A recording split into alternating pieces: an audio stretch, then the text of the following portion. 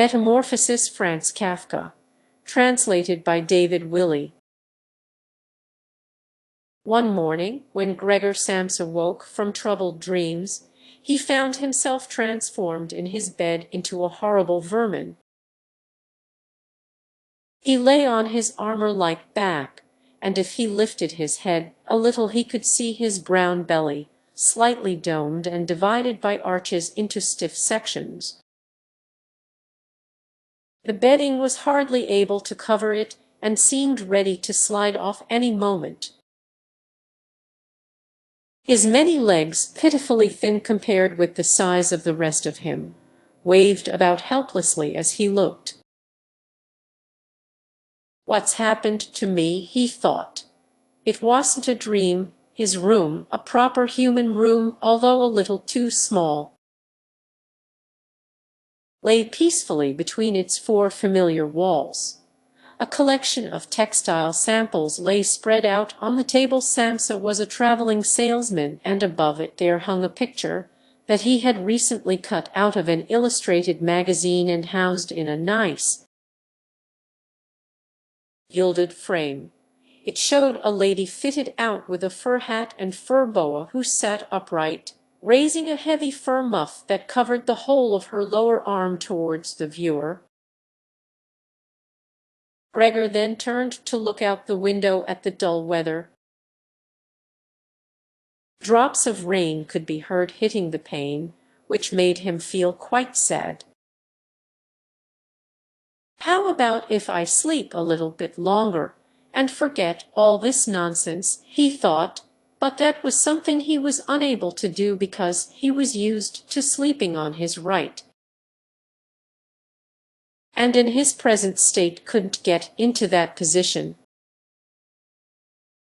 However hard he threw himself onto his right, he always rolled back to where he was. He must have tried it 100 times, shut his eyes so that he wouldn't have to look at the floundering legs, and only stopped when he began to feel a mild, dull pain there that he had never felt before. "Oh God," he thought, "what a strenuous career it is that I've chosen, traveling day in and day out. Doing business like this takes much more effort than doing your own business at home, and on top of that there's the curse of traveling. Worries about making train connections, bad and irregular food, contact with different people all the time so that you can never get to know anyone or become friendly with them. It can all go to hell." He felt a slight itch up on his belly, pushed himself slowly up on his back towards the headboard so that he could lift his head better, found where the itch was, and saw that it was covered with lots of little white spots which he didn't know what to make of. And when he tried to feel the place with one of his legs, he drew it quickly back, because as soon as he touched it he was overcome by a cold shudder. He slid back into his former position. "Getting up early all the time," he thought, "it makes you stupid. You've got to get enough sleep. Other traveling salesmen live a life of luxury. For instance, whenever I go back to the guest house during the morning to copy out the contract, these gentlemen are always still sitting there eating their breakfasts. I ought to just try that with my boss. I should get kicked out on the spot. But who knows, maybe that would be the best thing for me. If I didn't have my parents to think about, I should have given in my notice a long time ago. I should have gone up to the boss and told him just what I think. Tell him everything I would, let him know just what I feel.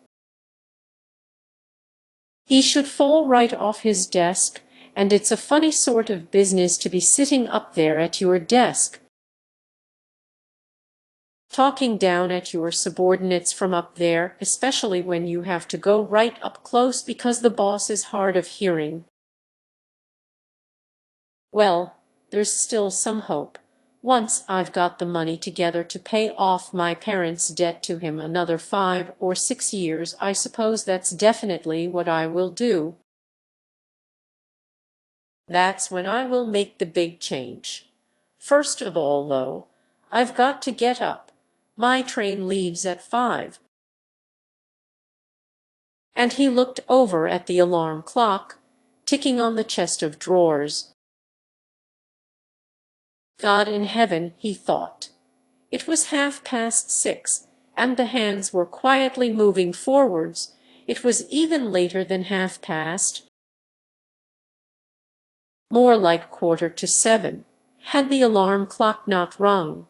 He could see from the bed that it had been set for 4 o'clock as it should have been. It certainly must have rung, yes, but was it possible to quietly sleep through that furniture rattling noise? True. He had not slept peacefully, but probably all the more deeply because of that. What should he do now? The next train went at 7. If he were to catch that, he would have to rush like mad, and the collection of samples was still not packed. He did not at all feel particularly fresh and lively. And even if he did catch the train, he would not avoid his boss' anger, as the office assistant would have been there to see the 5 o'clock train go. He would have put in his report about Gregor's not being there a long time ago. The office assistant was the boss man, spineless and with no understanding. What about if he reported sick? But that would be extremely strained and suspicious, as in 15 years of service Gregor had never once yet been ill. His boss would certainly come round with the doctor from the medical insurance company, accuse his parents of having a lazy son, to accept the doctor's recommendation not to make any claim, as the doctor believed that no one was ever ill, but that many were work-shy. And what's more, would he have been entirely wrong in this case? Gregor did, in fact, apart from excessive sleepiness, after sleeping for so long, feel completely well, and even felt much hungrier than usual. He was still hurriedly thinking all this through, unable to decide to get out of the bed, when the clock struck 7:15. There was a cautious knock at the door near his head. Gregor, somebody called. It was his mother. It's 7:15. Didn't you want to go somewhere? That gentle voice. Gregor was shocked when he heard his own voice answering. It could hardly be recognized as the voice he had had before. As if from deep inside him, there was a painful and uncontrollable squeaking mixed in with it. The words could be made out at first, but then there was a sort of echo which made them unclear, leaving the hearer unsure whether he had heard properly or not. Gregor had wanted to give a full answer and explain everything, but in the circumstances contented himself with saying, "Yes, Mother, yes, thank you, I am getting up now." The change in Gregor's voice probably could not be noticed outside through the wooden door, as his mother was satisfied with this explanation and shuffled away. But this short conversation made the other members of the family aware that Gregor, against their expectations, was still at home. And soon his father came knocking at one of the side doors gently, but with his fist. "Gregor, Gregor," he called, "what's wrong?" and after a short while he called again, with a warning deepness in his voice, "Gregor, Gregor." At the other side door his sister came plaintively, "Gregor, aren't you well? Do you need anything?" Gregor answered to both sides, "I am ready." Now, making an effort to remove all the strangeness from his voice by enunciating very carefully and putting long pauses between each individual word, his father went back to his breakfast, but his sister whispered, "Gregor, open the door." "I beg of you." Gregor, however, had no thought of opening the door, and instead congratulated himself for his cautious habit, acquired from his traveling, of locking all doors at night even when he was at home. The first thing he wanted to do was to get up in peace, without being disturbed, to get dressed, and most of all to have his breakfast. Only then would he consider what to do next, as he was well aware that he would not bring his thoughts to any sensible conclusions by lying in bed. He remembered that he had often felt a slight pain in bed, perhaps caused by lying awkwardly, but that had always turned out to be pure imagination, and he wondered how his imaginings would slowly resolve themselves today. He did not have the slightest doubt that the change in his voice was nothing more than the first sign of a serious cold, which was an occupational hazard for traveling salesmen. It was a simple matter to throw off the covers. He only had to blow himself up a little, and they fell off by themselves.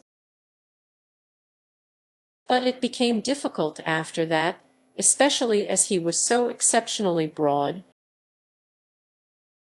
He would have used his arms and his hands to push himself up, and which he was moreover unable to control. If he wanted to bend one of them, then that was the first one that would stretch itself out, and if he finally managed to do what he wanted with that leg, all the others seemed to be set free and would move about painfully. "This is something that can't be done in bed," Gregor said to himself, "so don't keep trying to do it." The first thing he wanted to do was get the lower part of his body out of the bed, but he had never seen this lower part, and could not imagine what it looked like.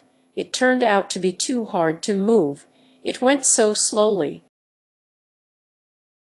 And finally, almost in a frenzy, when he carelessly shoved himself forwards with all the force he could gather, he chose the wrong direction, hit hard against the lower bedpost, and learned from the burning pain he felt that the lower part of his body might well, at present, be the most sensitive. So then he tried to get the top part of his body out of the bed first,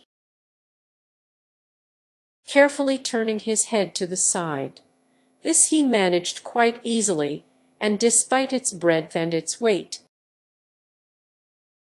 The bulk of his body eventually followed slowly in the direction of the head.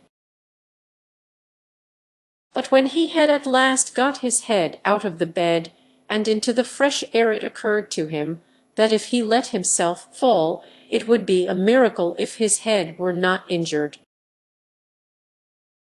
So he became afraid to carry on pushing himself forward the same way, and he could not knock himself out now at any price. Better to stay in bed than lose consciousness. It took just as much effort to get back to where he had been earlier, but when he lay there sighing, and was once more watching his legs as they struggled against each other even harder than before, if that was possible, he could think of no way of bringing peace and order to this chaos. He told himself once more that it was not possible for him to stay in bed, and that the most sensible thing to do would be to get free of it in whatever way he could at whatever sacrifice. At the same time, though, he did not forget to remind himself that calm consideration was much better than rushing to desperate conclusions. At times like this he would direct his eyes to the window and look out as clearly as he could, but unfortunately, even the other side of the narrow street was enveloped in morning fog, and the view had little confidence or cheer to offer him. 7 o'clock already, he said to himself when the clock struck again. 7 o'clock, and there's still a fog like this. And he lay there quietly a while longer, breathing lightly as if he perhaps expected the total stillness to bring things back to their real and natural state. But then he said to himself, "Before it strikes 7:15, I will definitely have to have got properly out of bed. And by then somebody will have come round from work to ask what's happened to me, as well as they open up at work before 7 o'clock. And so he set himself to the task of swinging the entire length of his body out of the bed all at the same time. If he succeeded in falling out of bed in this way, and kept his head raised as he did so, he could probably avoid injuring it. His back seemed to be quite hard, and probably nothing would happen to it falling onto the carpet. His main concern was for the loud noise he was bound to make, and which even through all the doors would probably raise concern if not alarm. But it was something that had to be risked. When Gregor was already sticking halfway out of the bed, the new method was more of a game than an effort.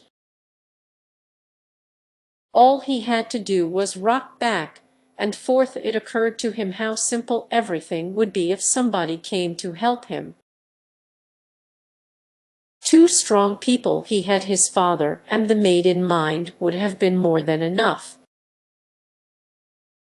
They would only have to push their arms under the dome of his back, peel him away from the bed, bend down with the load, and then be patient and careful as he swung over onto the floor, where, hopefully, the little legs would find a use. Should he really call for help, though, even apart from the fact that all the doors were locked, despite all the difficulty he was in? He could not suppress a smile at this thought. After a while he had already moved so far across that it would have been hard for him to keep his balance if he rocked too hard. The time was now 7:10, and he would have to make a final decision very soon. Then there was a ring at the door of the flat.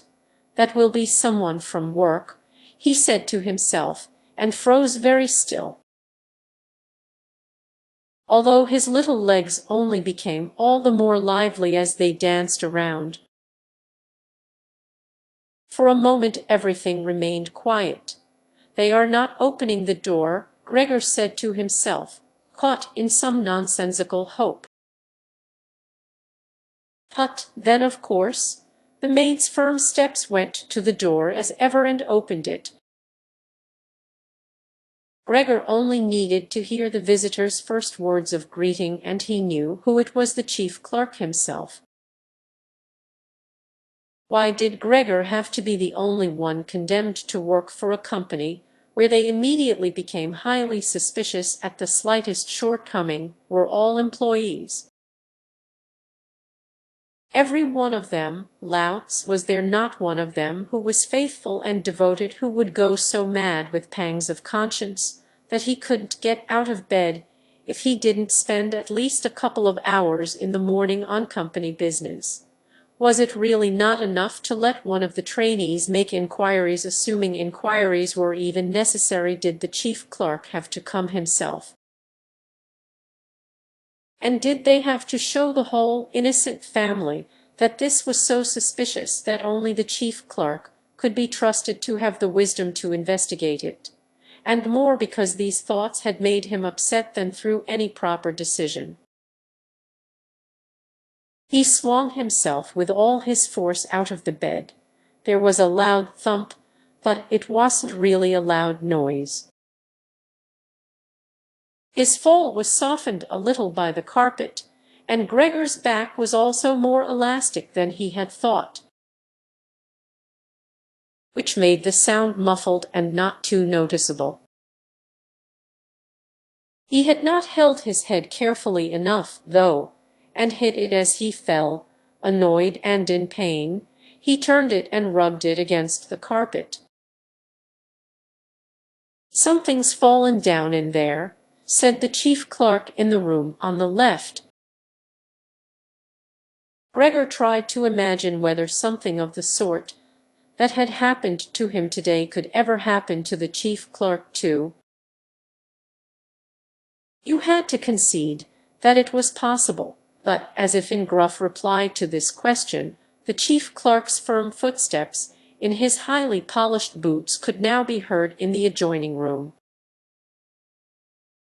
From the room on his right, Gregor's sister whispered to him to let him know, "Gregor, the chief clerk is here." "Yes, I know," said Gregor to himself, but without daring to raise his voice loud enough for his sister to hear him. "Gregor," said his father now from the room to his left, "the chief clerk has come round and wants to know why you didn't leave on the early train." "We don't know what to say to him, and anyway, he wants to speak to you personally. So please open up this door. I am sure he will be good enough to forgive the untidiness of your room." Then the chief clerk called, "Good morning, Mr. Samsa." "He isn't well," said his mother to the chief clerk, while his father continued to speak through the door. "He isn't well, please believe me. Why else would Gregor have missed a train? The lad only ever thinks about the business. It nearly makes me cross the way he never goes out in the evenings. He's been in town for a week now, but stayed home every evening.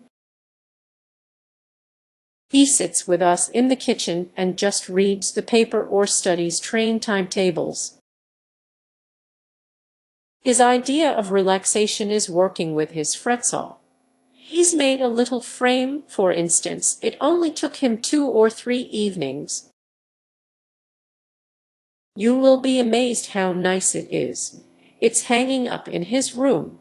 You will see it as soon as Gregor opens the door. Anyway, I am glad you are here. We wouldn't have been able to get Gregor to open the door by ourselves. He's so stubborn, and I am sure he isn't well. He said this morning that he is, but he isn't." "I will be there in a moment," said Gregor slowly and thoughtfully, but without moving so that he would not miss any word of the conversation. "Well, I can't think of any other way of explaining it, Mrs. Samsa," said the chief clerk. "I hope it's nothing serious. But on the other hand, I must say that if we people in commerce ever become slightly unwell, then, fortunately or unfortunately as you like, we simply have to overcome it because of business considerations." "Can the chief clerk come in to see you now, then?" asked his father impatiently, knocking at the door again. "No," said Gregor. In the room on his right there followed a painful silence. In the room on his left his sister began to cry. So why did his sister not go, and joined the others. She had probably only just got up, and had not even begun to get dressed. And why was she crying? Was it because he had not got up, and had not let the chief clerk in, because he was in danger of losing his job, and if that happened his boss would once more pursue their parents with the same demands as before? There was no need to worry about things like that yet. Gregor was still there and had not the slightest intention of abandoning his family. For the time being he just lay there on the carpet, and no one who knew the condition he was in would seriously have expected him to let the chief clerk in. It was only a minor discourtesy, and a suitable excuse could easily be found for it later on. It was not something for which Gregor could be sacked on the spot. And it seemed to Gregor much more sensible to leave him now in peace instead of disturbing him with talking at him and crying. But the others didn't know what was happening. They were worried.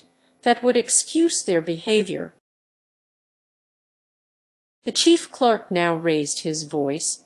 "Mr. Samsa," he called to him, "what is wrong? You barricade yourself in your room. Give us no more than yes or no for an answer. You are causing serious and unnecessary concern to your parents, and you fail, and I mention this just by the way, you fail to carry out your business duties in a way that is quite unheard of. I am speaking here on behalf of your parents and of your employer, and really must request a clear and immediate explanation. I am astonished, quite astonished. I thought I knew you as a calm and sensible person, and now you suddenly seem to be showing off with peculiar whims. This morning, your employer did suggest a possible reason for your failure to appear. It's true it had to do with the money that was recently entrusted to you, but I came near to giving him my word of honor that that could not be the right explanation. But now that I see your incomprehensible stubbornness, I no longer feel any wish whatsoever to intercede on your behalf. And nor is your position all that secure. I had originally intended to say all this to you in private. But, since you cause me to waste my time here for no good reason, I don't see why your parents should not also learn of it. Your turnover has been very unsatisfactory of late. I grant you that it's not the time of year to do especially good business. We recognize that, but there simply is no time of year to do no business at all, Mr. Samsa. We cannot allow there to be. But sir, called Gregor, beside himself and forgetting all else in the excitement, I will open up immediately. Just a moment. I am slightly unwell, an attack of dizziness. I haven't been able to get up. I am still in bed now. I am quite fresh again now, though. I am just getting out of bed. Just a moment. Be patient. It's not quite as easy as I should thought. I am quite all right now, though it's shocking what can suddenly happen to a person. I was quite all right last night. My parents know about it, perhaps better than me. I had a small symptom of it last night already. They must have noticed it. I don't know why I didn't let you know at work, but you always think you can get over an illness without staying at home. Please, don't make my parents suffer. There's no basis for any of the accusations you are making. Nobody's ever said a word to me about any of these things. Maybe you haven't read the latest contracts I sent in. I will set off with the 8 o'clock train as well. These few hours of rest have given me strength. You don't need to wait, sir. I will be in the office soon after you, and please be so good as to tell that to the boss and recommend me to him. And while Gregor gushed out these words, hardly knowing what he was saying, he made his way over to the chest of drawers. This was easily done, probably because of the practice he had already had in bed, where he now tried to get himself upright. He really did want to open the door, really did want to let them see him, and to speak with the chief clerk. The others were being so insistent, and he was curious to learn what they would say when they caught sight of him. If they were shocked, then it would no longer be Gregor's responsibility, and he could rest. If, however, they took everything calmly, he would still have no reason to be upset, and if he hurried, he really could be at the station for 8 o'clock.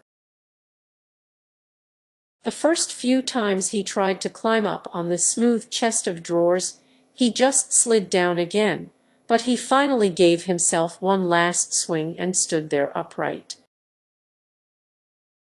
The lower part of his body was in serious pain, but he no longer gave any attention to it. Now he let himself fall against the back of a nearby chair and held tightly to the edges of it with his little legs. By now he had also calmed down, and kept quiet so that he could listen to what the chief clerk was saying. "Did you understand a word of all that?" the chief clerk asked his parents. "Surely he's not trying to make fools of us." "Oh God," called his mother, who was already in tears. "He could be seriously ill, and we are making him suffer." "Gret, Gret," she then cried. "Mother," his sister called from the other side. They communicated across Gregor's room. "You will have to go for the doctor straight away. Gregor is ill. Quick, get the doctor." "Did you hear the way Gregor spoke just now? That was the voice of an animal," said the chief clerk, with a calmness that was in contrast with his mother's screams. "Anna, Anna," his father called into the kitchen through the entrance hall, clapping his hands. "Get a locksmith here now." And the two girls, their skirts swishing, immediately ran out through the hall, wrenching open the front door of the flat as they went. How had his sister managed to get dressed so quickly? There was no sound of the door banging shut again. They must have left it open. People often do in homes where something awful has happened. Gregor, in contrast, had become much calmer, so they couldn't understand his words any more, although they seemed clear enough to him. Clearer than before, perhaps his ears had become used to the sound. They had realized, though, that there was something wrong with him, and were ready to help. The first response to his situation had been confident and wise, and that made him feel better. He felt that he had been drawn back in among people, and from the doctor and the locksmith he expected great and surprising achievements, although he did not really distinguish one from the other. Whatever was said next would be crucial, so, in order to make his voice as clear as possible, he coughed a little, but taking care to do this not too loudly, as even this might well sound different from the way that a human coughs, and he was no longer sure he could judge this for himself. Meanwhile, it had become very quiet in the next room. Perhaps his parents were sat at the table whispering with the chief clerk, or perhaps they were all pressed against the door and listening. Gregor slowly pushed his way over to the door with the chair. Once there, he let go of it and threw himself onto the door, holding himself upright against it using the adhesive on the tips of his legs. He rested there a little while to recover from the effort involved, and then set himself to the task of turning the key in the lock with his mouth. He seemed, unfortunately, to have no proper teeth. How was he, then, to grasp the key? But the lack of teeth was, of course, made up for with a very strong jaw. Using the jaw, he really was able to start the key turning, ignoring the fact that he must have been causing some kind of damage as a brown fluid came from his mouth, flowed over the key and dripped onto the floor. "Listen," said the chief clerk in the next room, "he's turning the key." Gregor was greatly encouraged by this, but they all should have been calling to him, his father and his mother too. "Well done, Gregor," they should have cried. "Keep at it. Keep hold of the lock," and with the idea that they were all excitedly following his efforts. He bit on the key with all his strength, paying no attention to the pain he was causing himself. As the key turned round, he turned around the lock with it, only holding himself upright with his mouth, and hung onto the key or pushed it down again with the whole weight of his body as needed. The clear sound of the lock as it snapped back was Gregor's sign that he could break his concentration. And as he regained his breath, he said to himself. Then he laid his head on the handle of the door to open it completely. Because he had to open the door in this way, it was already wide open before he could be seen. He had first to slowly turn himself around one of the double doors, and he had to do it very carefully if he did not want to fall flat on his back before entering the room. He was still occupied with this difficult movement, unable to pay attention to anything else, when he heard the chief clerk exclaim a loud "Oh!" which sounded like the soughing of the wind.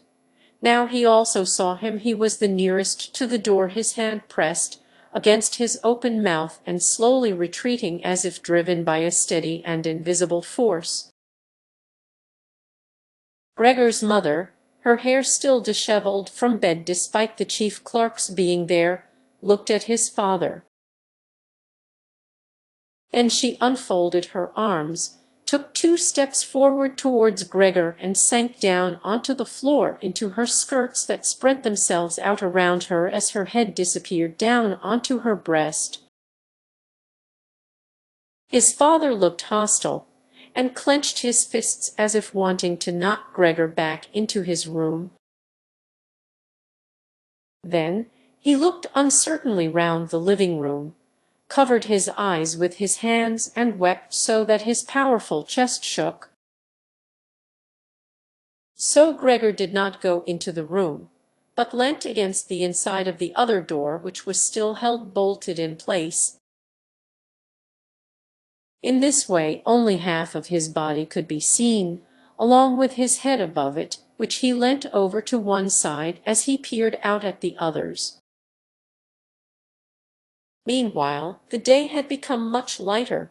Part of the endless, gray-black building on the other side of the street, which was a hospital, could be seen quite clearly with the austere and regular line of windows piercing its facade. The rain was still falling, now throwing down large, individual droplets which hit the ground one at a time. The washing up from breakfast lay on the table.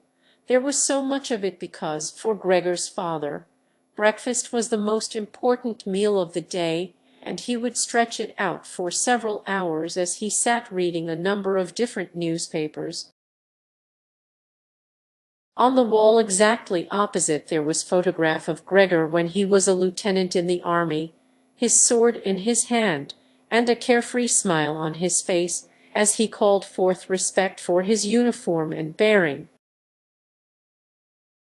The door to the entrance hall was open, and as the front door of the flat was also open, he could see onto the landing and the stairs where they began their way down below. "Now, then," said Gregor, well aware that he was the only one to have kept calm, "I will get dressed straight away now.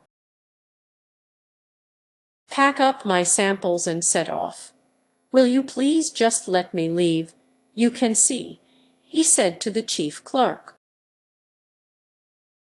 "that I am not stubborn and I like to do my job. Being a commercial traveler is arduous, but without traveling I couldn't earn my living." "So where are you going? Into the office?" "Yes." "Will you report everything accurately? Then it's quite possible for someone to be temporarily unable to work. That's just the right time to remember what's been achieved in the past and consider that later on, once the difficulty has been removed. He will certainly work with all the more diligence and concentration. You are well aware that I am seriously in debt to our employer, as well as having to look after my parents and my sister. So that I am trapped in a difficult situation, but I will work my way out of it again. Please don't make things any harder for me than they are already, and don't take sides against me at the office. I know that nobody likes the travelers. They think we earn an enormous wage as well as having a soft time of it. That's just prejudice, but they have no particular reason to think better of it. But you, sir, you have a better overview than the rest of the staff. In fact, if I can say this in confidence, a better overview than the boss himself. It's very easy for a businessman like him to make mistakes about his employees and judge them more harshly than he should. And you are also well aware that we travelers spend almost the whole year away from the office, so that we can very easily fall victim to gossip and chance and groundless complaints. And it's almost impossible to defend yourself from that sort of thing. We don't usually even hear about them. Or, if at all, it's when we arrive back home exhausted from a trip. And that's when we feel the harmful effects of what's been going on without even knowing what caused them. Please don't go away. At least first say something to show that you grant that I am at least partly right. But the chief clerk had turned away as soon as Gregor had started to speak, and, with protruding lips, only stared back at him over his trembling shoulders as he left. He did not keep still for a moment while Gregor was speaking, but moved steadily towards the door without taking his eyes off him. He moved very gradually, as if there had been some secret prohibition on leaving the room. It was only when he had reached the entrance hall that he made a sudden movement, drew his foot from the living room, and rushed forward in a panic. In the hall, he stretched his right hand far out towards the stairway as if out there were some supernatural force waiting to save him. Gregor realized that it was out of the question to let the chief clerk go away in this mood if his position in the firm was not to be put into extreme danger. That was something his parents did not understand very well. Over the years, they had become convinced that this job would provide for Gregor for his entire life. And besides, they had so much to worry about at present that they had lost sight of any thought for the future. Gregor, though, did think about the future. The chief clerk had to be held back, calmed down, convinced, and finally won over.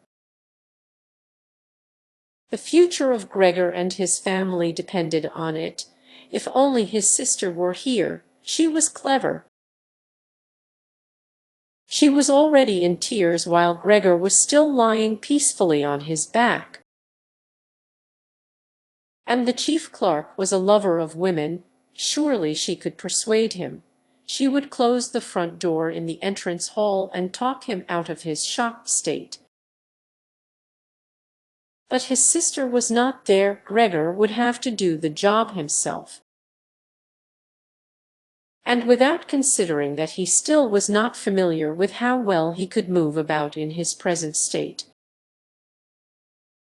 or that his speech still might not, or probably would not be understood, he let go of the door, pushed himself through the opening, tried to reach the chief clerk on the landing, who, ridiculously, was holding on to the banister with both hands. But Gregor fell immediately over and, with a little scream as he sought something to hold on to, landed on his numerous little legs. Hardly had that happened than, for the first time that day, he began to feel all right with his body. The little legs had the solid ground under them. To his pleasure, they did exactly as he told them. They were even making the effort to carry him where he wanted to go, and he was soon believing that all his sorrows would soon be finally at an end. He held back the urge to move, but swayed from side to side as he crouched there on the floor. His mother was not far away in front of him and seemed, at first, quite engrossed in herself, but then she suddenly jumped up with her arms outstretched and her fingers spread, shouting, "Help! For pity's sake, help!" The way she held her head suggested she wanted to see Gregor better, but the unthinking way she was hurrying backwards showed that she did not. She had forgotten that the table was behind her with all the breakfast things on it. When she reached the table, she sat quickly down on it without knowing what she was doing,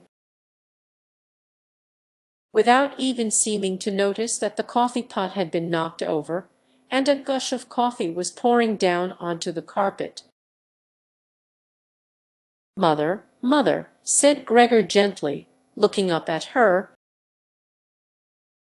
He had completely forgotten the chief clerk for the moment, but could not help himself snapping in the air with his jaws at the sight of the flow of coffee.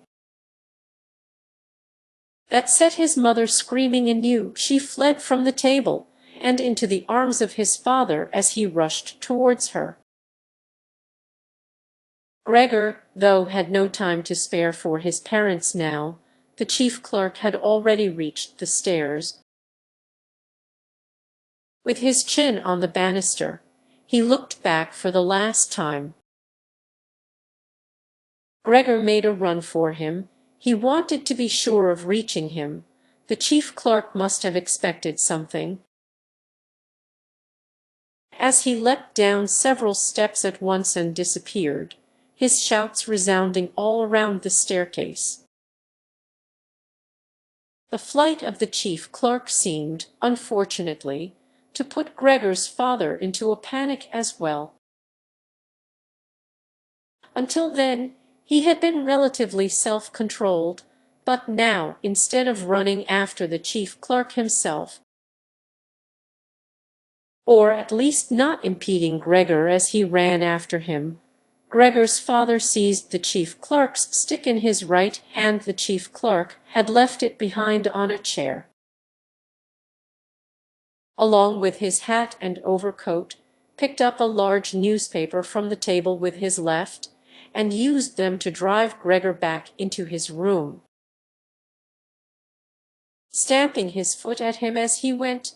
Gregor's appeals to his father were of no help. His appeals were simply not understood. However much he humbly turned his head, his father merely stamped his foot all the harder.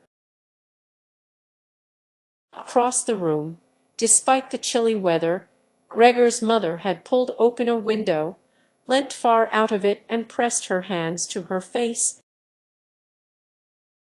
A strong draught of air flew in from the street, towards the stairway. The curtains flew up, the newspapers on the table fluttered, and some of them were blown onto the floor.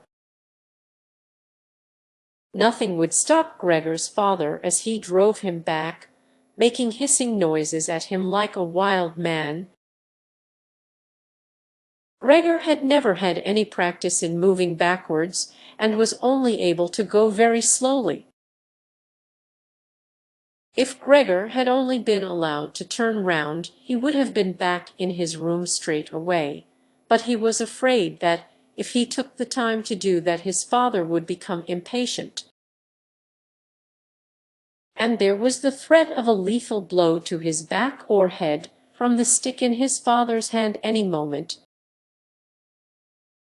Eventually, though, Gregor realized that he had no choice, as he saw, to his disgust, that he was quite incapable of going backwards in a straight line. So he began, as quickly as possible, and with frequent anxious glances at his father, to turn himself round. It went very slowly, but perhaps his father was able to see his good intentions, as he did nothing to hinder him. In fact, now and then, he used the tip of his stick to give directions from a distance as to which way to turn. If only his father would stop that unbearable hissing! It was making Gregor quite confused. When he had nearly finished turning round, still listening to that hissing, he made a mistake and turned himself back a little the way he had just come. He was pleased when he finally had his head in front of the doorway, but then saw that it was too narrow, and his body was too broad to get through it without further difficulty. In his present mood, it obviously did not occur to his father to open the other of the double doors so that Gregor would have enough space to get through. He was merely fixed on the idea that Gregor should be got back into his room as quickly as possible. Nor would he ever have allowed Gregor the time to get himself upright as preparation for getting through the doorway. What he did, making more noise than ever, was to drive Gregor forwards all the harder, as if there had been nothing in the way.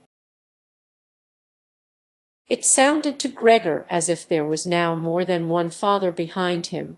It was not a pleasant experience. And Gregor pushed himself into the doorway without regard for what might happen. One side of his body lifted itself. He lay at an angle in the doorway, one flank scraped on the white door, and was painfully injured, leaving vile brown flecks on it.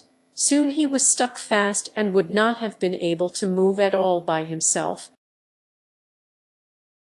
The little legs along one side hung quivering in the air, while those on the other side were pressed painfully against the ground.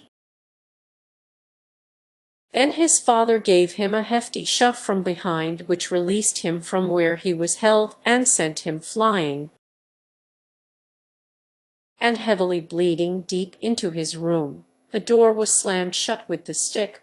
Then, finally, all was quiet. Roman 2.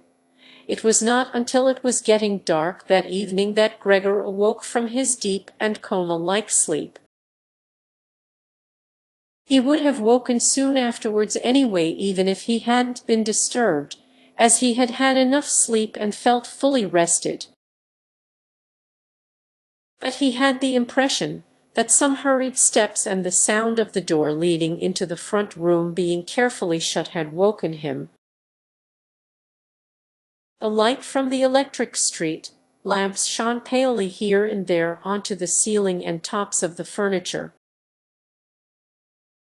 But down below, where Gregor was, it was dark.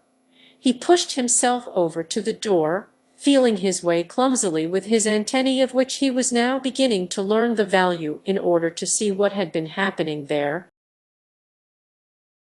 The whole of his left side seemed like one painfully stretched scar, and he limped badly on his 2 rows of legs. One of the legs had been badly injured in the events of that morning. It was nearly a miracle that only one of them had been and dragged along lifelessly. It was only when he had reached the door that he realized what it actually was that had drawn him over to it. It was the smell of something to eat. By the door there was a dish filled with sweetened milk, with little pieces of white bread floating in it. He was so pleased he almost laughed, as he was even hungrier than he had been that morning, and immediately dipped his head into the milk, nearly covering his eyes with it. But he soon drew his head back again in disappointment. Not only did the pain in his tender left side make it difficult to eat the food he was only able to eat if his whole body worked together as a snuffling hole, but the milk did not taste at all nice. Milk like this was normally his favorite drink, and his sister had certainly left it there for him because of that. But he turned, almost against his own will, away from the dish and crawled back into the center of the room. Through the crack in the door, Gregor could see that the gas had been lit in the living room. His father at this time would normally be sat with his evening paper, reading it out in a loud voice to Gregor's mother, and sometimes to his sister, but there was now not a sound to be heard. Gregor's sister would often write and tell him about this reading, but maybe his father had lost the habit in recent times. It was so quiet all around too, even though there must have been somebody in the flat. "What a quiet life it is the family lead," said Gregor to himself, and, gazing into the darkness, felt a great pride that he was able to provide a life like that in such a nice home for his sister and parents. But what now, if all this peace and wealth and comfort should come to a horrible and frightening end? That was something that Gregor did not want to think about too much. So he started to move about, crawling up and down the room. Once during that long evening, the door on one side of the room was opened very slightly and hurriedly closed again. Later on, the door on the other side did the same. It seemed that someone needed to enter the room, but thought better of it. Gregor went and waited immediately by the door, resolved either to bring the timorous visitor into the room in some way, or at least to find out who it was. But the door was opened no more that night, and Gregor waited in vain. The previous morning, while the doors were locked, everyone had wanted to get in there to him, but now that he had opened up one of the doors, and the other had clearly been unlocked some time during the day, no one came, and the keys were in the other sides. It was not until late at night that the gaslight in the living room was put out. And now it was easy to see that his parents and sister had stayed awake all that time, as they all could be distinctly heard as they went away together on tiptoe. It was clear that no one would come into Gregor's room any more until morning. That gave him plenty of time to think undisturbed about how he would have to rearrange his life. For some reason, the tall, empty room where he was forced to remain made him feel uneasy, as he lay there flat on the floor, even though he had been living in it for 5 years. Hardly aware of what he was doing other than a slight feeling of shame, he hurried under the couch. It pressed down on his back a little, and he was no longer able to lift his head, but he nonetheless felt immediately at ease, and his only regret was that his body was too broad to get it all underneath. He spent the whole night there. Some of the time he passed in a light sleep, although he frequently woke from it in alarm because of his hunger. And some of the time was spent in worries and vague hopes which, however, always led to the same conclusion. For the time being he must remain calm. He must show patience and the greatest consideration so that his family could bear the unpleasantness that he, in his present condition, was forced to impose on them. Gregor soon had the opportunity to test the strength of his decisions, as early the next morning, almost before the night had ended, his sister, nearly fully dressed, opened the door from the front room and looked anxiously in. She did not see him straight away, but when she did notice him under the couch, he had to be somewhere. For God's sake, he couldn't have flown away. She was so shocked that she lost control of herself and slammed the door shut again from outside. But she seemed to regret her behavior as she opened the door again straight away and came in on tiptoe, as if entering the room of someone seriously ill or even of a stranger. Gregor had pushed his head forward, right to the edge of the couch, and watched her. Would she notice that he had left the milk as it was, realize that it was not from any lack of hunger, and bring him in some other food that was more suitable? If she didn't do it herself, he would rather go hungry than draw her attention to it. Although he did feel a terrible urge to rush forward from under the couch, throw himself at his sister's feet and beg her for something good to eat. However, his sister noticed the full dish immediately and looked at it, and the few drops of milk splashed around it with some surprise. She immediately picked it up using a rag, not her bare hands, and carried it out. Gregor was extremely curious as to what she would bring in its place, imagining the wildest possibilities. But he never could have guessed what his sister, in her goodness, actually did bring. In order to test his taste, she brought him a whole selection of things, all spread out on an old newspaper. There were old, half-rotten vegetables, bones from the evening meal, covered in white sauce that had gone hard,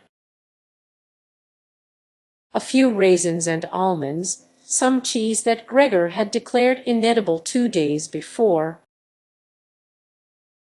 a dry roll, and some bread spread with butter and salt. As well as all that, she had poured some water into the dish, which had probably been permanently set aside for Gregor's use, and placed it beside them. Then, out of consideration for Gregor's feelings, as she knew that he would not eat in front of her, she hurried out again and even turned the key in the lock so that Gregor would know he could make things as comfortable for himself as he liked. Gregor's little legs whirred. At last he could eat.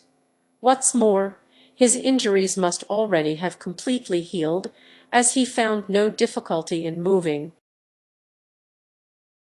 This amazed him, as more than a month earlier he had cut his finger slightly with a knife. He thought of how his finger had still hurt the day before yesterday. "Am I less sensitive than I used to be, then?" he thought, and was already sucking greedily at the cheese which had immediately, almost compellingly, attracted him much more than the other foods on the newspaper.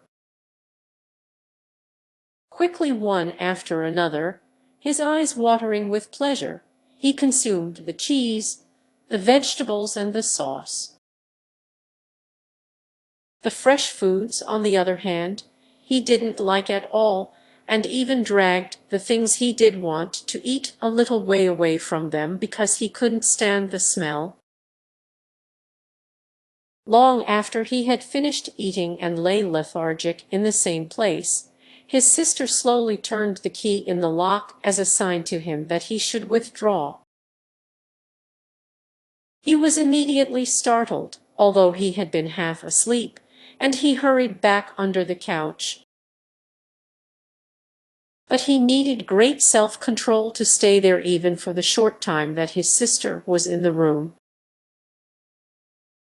As eating so much food had rounded out his body a little, and he could hardly breathe in that narrow space.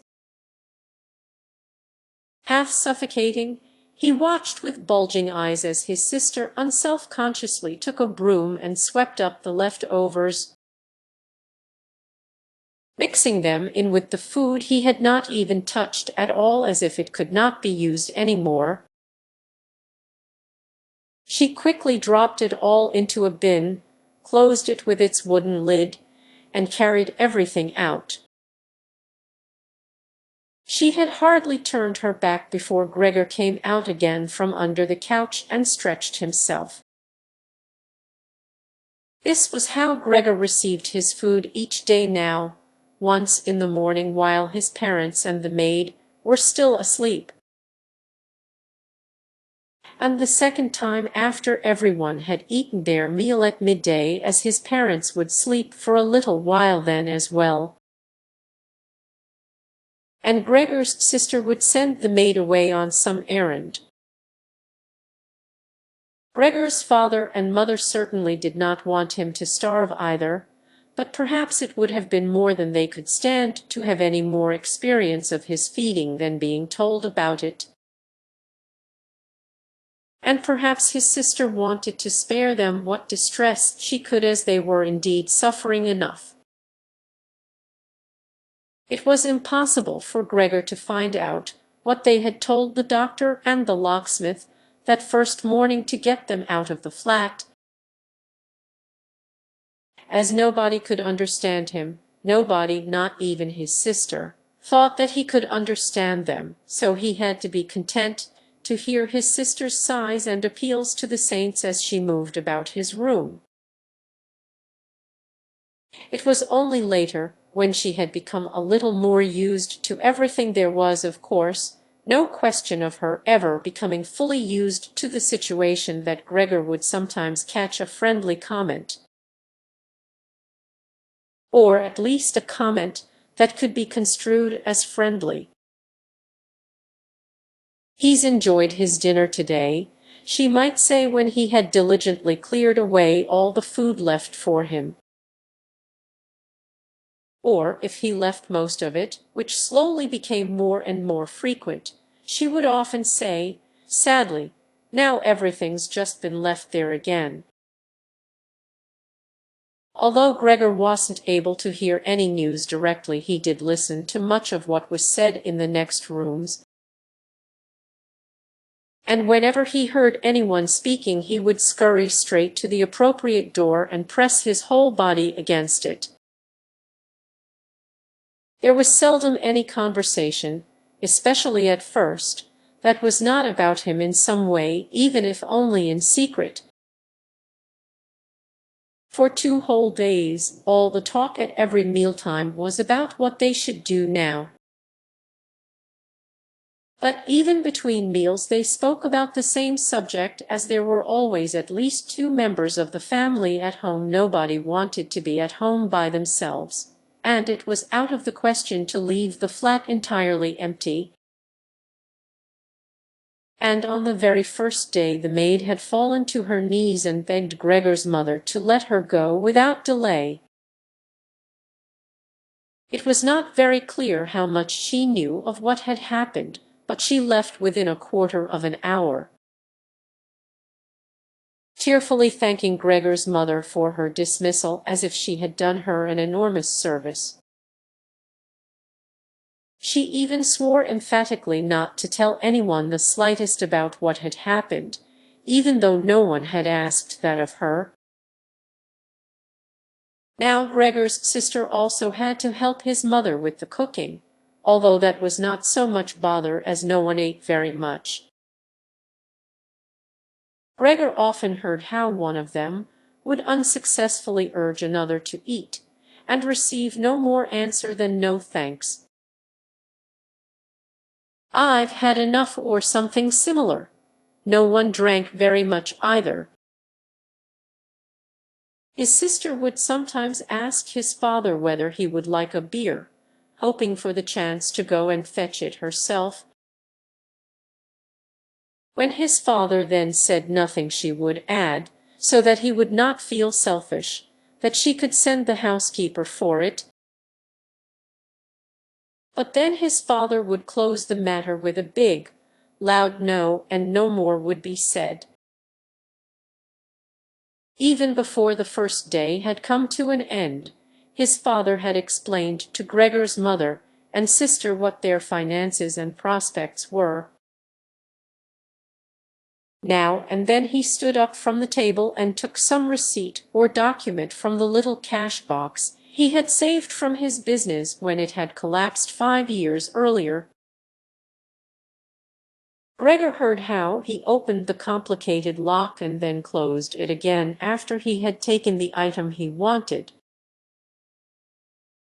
What he heard his father say was some of the first good news that Gregor heard since he had first been incarcerated in his room. He had thought that nothing at all remained from his father's business, at least he had never told him anything different. And Gregor had never asked him about it anyway. Their business misfortune had reduced the family to a state of total despair. And Gregor's only concern at that time had been to arrange things so that they could all forget about it as quickly as possible. So then he started working especially hard, with a fiery vigor that raised him from a junior salesman to a traveling representative almost overnight, bringing with it the chance to earn money in quite different ways. Gregor converted his success at work straight into cash that he could lay on the table at home for the benefit of his astonished and delighted family. They had been good times, and they had never come again, at least not with the same splendor, even though Gregor had later earned so much that he was in a position to bear the costs of the whole family. And did bear them. They had even got used to it, both Gregor and the family. They took the money with gratitude, and he was glad to provide it, although there was no longer much warm affection given in return. Gregor only remained close to his sister now. Unlike him, she was very fond of music and a gifted and expressive violinist. It was his secret plan to send her to the conservatory next year, even though it would cause great expense that would have to be made up for in some other way.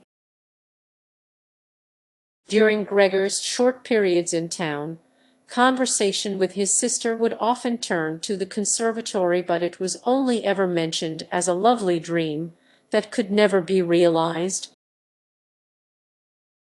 Their parents did not like to hear this innocent talk, but Gregor thought about it quite hard and decided he would let them know what he planned with a grand announcement of it on Christmas Day. That was the sort of totally pointless thing that went through his mind in his present state, pressed upright against the door and listening. There were times when he simply became too tired to continue listening, when his head would fall wearily against the door, and he would pull it up again with a start, as even the slightest noise he caused would be heard next door, and they would all go silent. "What's that he's doing now?" his father would say after a while, clearly having gone over to the door, and only then would the interrupted conversation slowly be taken up again. When explaining things, his father repeated himself several times, partly because it was a long time since he had been occupied with these matters himself, and partly because Gregor's mother did not understand everything the first time. From these repeated explanations Gregor learned, to his pleasure, that despite all their misfortunes, there was still some money available from the old days. It was not a lot, but it had not been touched in the meantime, and some interest had accumulated. Besides that, they had not been using up all the money that Gregor had been bringing home every month, keeping only a little for himself, so that too had been accumulating. Behind the door, Gregor nodded with enthusiasm in his pleasure at this unexpected thrift and caution. He could actually have used this surplus money to reduce his father's debt to his boss, and the day when he could have freed himself from that job would have come much closer. But now it was certainly better the way his father had done things. This money, however, was certainly not enough to enable the family to live off the interest. It was enough to maintain them for, perhaps, 1 or 2 years, no more. That's to say, it was money that should not really be touched, but set aside for emergencies. Money to live on had to be earned. His father was healthy but old, and lacking in self-confidence. During the 5 years that he had not been working, the first holiday in a life that had been full of strain and no success, he had put on a lot of weight and become very slow and clumsy. Would Gregor's elderly mother now have to go and earn money? She suffered from asthma, and it was a strain for her just to move about the home. Every other day would be spent struggling for breath on the sofa by the open window. Would his sister have to go and earn money? She was still a child of 17. Her life up till then had been very enviable, consisting of wearing nice clothes, sleeping late, helping out in the business, joining in with a few modest pleasures, and most of all playing the violin. Whenever they began to talk of the need to earn money, Gregor would always first let go of the door and then throw himself onto the cool leather sofa next to it, as he became quite hot with shame and regret. He would often lie there the whole night through, not sleeping a wink but scratching at the leather for hours on end. Or he might go to all the effort of pushing a chair to the window, climbing up onto the sill and propped up in the chair, leaning on the window to stare out of it. He had used to feel a great sense of freedom from doing this. But doing it now was obviously something more remembered than experienced, as what he actually saw in this way was becoming less distinct every day. Even things that were quite near, he had used to curse the ever-present view of the hospital across the street. But now he could not see it at all, and if he had not known that he lived in Charlottenstrasse, which was a quiet street despite being in the middle of the city, he could have thought that he was looking out the window at a barren waste where the grey sky and the grey earth mingled inseparably. His observant sister only needed to notice the chair twice before she would always push it back to its exact position by the window after she had tidied up the room, and even left the inner pane of the window open from then on. If Gregor had only been able to speak to his sister and thank her for all that she had to do for him, it would have been easier for him to bear it. But as it was, it caused him pain. His sister, naturally, tried as far as possible to pretend there was nothing burdensome about it. And the longer it went on, of course, the better she was able to do so. But as time went by, Gregor was also able to see through it all so much better. It had even become very unpleasant for him, now, whenever she entered the room. No sooner had she come in than she would quickly close the door as a precaution so that no one would have to suffer the view into Gregor's room.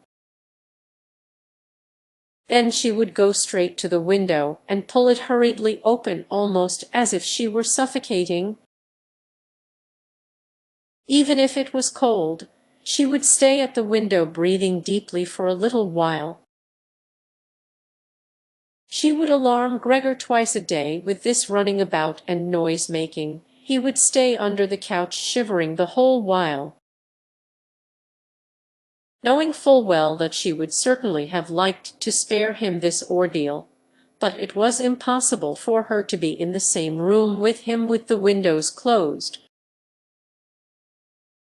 One day, about a month after Gregor's transformation, when his sister no longer had any particular reason to be shocked at his appearance, she came into the room a little earlier than usual and found him still staring out the window, motionless, and just where he would be most horrible. In itself, his sister's not coming into the room would have been no surprise for Gregor, as it would have been difficult for her to immediately open the window while he was still there. But not only did she not come in, she went straight back and closed the door behind her. A stranger would have thought he had threatened her and tried to bite her. Gregor went straight to hide himself under the couch, of course, but he had to wait until midday before his sister came back, and she seemed much more uneasy than usual. It made him realize that she still found his appearance unbearable, and would continue to do so. She probably even had to overcome the urge to flee when she saw the little bit of him that protruded from under the couch. One day, in order to spare her even this sight, he spent 4 hours carrying the bedsheet over to the couch on his back and arranged it so that he was completely covered and his sister would not be able to see him even if she bent down. If she did not think this sheet was necessary, then all she had to do was take it off again, as it was clear enough that it was no pleasure for Gregor to cut himself off so completely. She left the sheet where it was. Gregor even thought he glimpsed a look of gratitude one time, when he carefully looked out from under the sheet to see how his sister liked the new arrangement.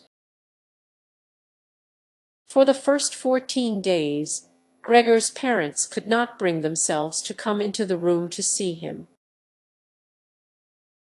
He would often hear them say how they appreciated all the new work his sister was doing, even though before they had seen her as a girl who was somewhat useless and frequently been annoyed with her. But now the two of them father and mother, would often both wait outside the door of Gregor's room while his sister tidied up in there. And as soon as she went out again, she would have to tell them exactly how everything looked, what Gregor had eaten, how he had behaved this time, and whether, perhaps, any slight improvement could be seen. His mother also wanted to go in and visit Gregor relatively soon, but his father and sister at first persuaded her against it. Gregor listened very closely to all this, and approved fully. Later, though, she had to be held back by force, which made her call out, "Let me go and see Gregor. He is my unfortunate son. Can't you understand I have to see him?" And Gregor would think to himself that maybe it would be better if his mother came in, not every day, of course, but one day a week. Perhaps she could understand everything much better than his sister, who, for all her courage, was still just a child after all, and really might not have had an adult's appreciation of the burdensome job she had taken on. Gregor's wish to see his mother was soon realized. Out of consideration for his parents, Gregor wanted to avoid being seen at the window during the day. The few square meters of the floor did not give him much room to crawl about. It was hard to just lie quietly through the night. His food soon stopped giving him any pleasure at all, and so, to entertain himself, he got into the habit of crawling up and down the walls and ceiling. He was especially fond of hanging from the ceiling. It was quite different from lying on the floor. He could breathe more freely, his body had a light swing to it, and up there, relaxed and almost happy. It might happen that he would surprise even himself by letting go of the ceiling and landing on the floor with a crash. But now, of course, he had far better control of his body than before, and, even with a fall as great as that, caused himself no damage. Very soon his sister noticed Gregor's new way of entertaining himself. He had, after all, left traces of the adhesive from his feet as he crawled about, and got it into her head to make it as easy as possible for him by removing the furniture that got in his way, especially the chest of drawers and the desk. Now, this was not something that she would be able to do by herself. She did not dare to ask for help from her father. The 16-year-old maid had carried on bravely since the cook had left, but she certainly would not have helped in this. She had even asked to be allowed to keep the kitchen locked at all times and never to have to open the door unless it was especially important. So his sister had no choice but to choose some time when Gregor's father was not there and fetch his mother to help her. As she approached the room, Gregor could hear his mother express her joy, but once at the door she went silent.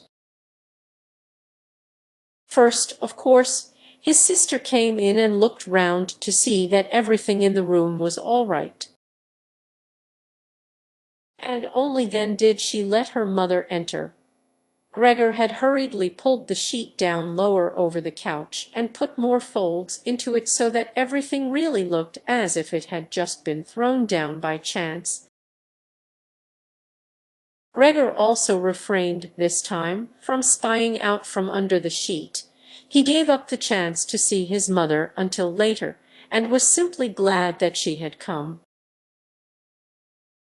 "You can come in, he can't be seen," said his sister, obviously leading her in by the hand. The old chest of drawers was too heavy for a pair of feeble women to be heaving about, but Gregor listened as they pushed it from its place. His sister always taking on the heaviest part of the work for herself and ignoring her mother's warnings that she would strain herself. This lasted a very long time. After laboring at it for 15 minutes or more, his mother said it would be better to leave the chest where it was. For one thing, it was too heavy for them to get the job finished before Gregor's father got home, and leaving it in the middle of the room, it would be in his way even more. And for another thing, it wasn't even sure that taking the furniture away would really be any help to him. She thought just the opposite. The sight of the bare walls saddened her right to her heart. And why wouldn't Gregor feel the same way about it? He should been used to this furniture in his room for a long time, and it would make him feel abandoned to be in an empty room like that. Then, quietly, almost whispering, as if wanting Gregor, whose whereabouts she did not know, to hear not even the tone of her voice, as she was convinced that he did not understand her words, she added, "And by taking the furniture away, won't it seem like we are showing that we've given up all hope of improvement, and we are abandoning him to cope for himself?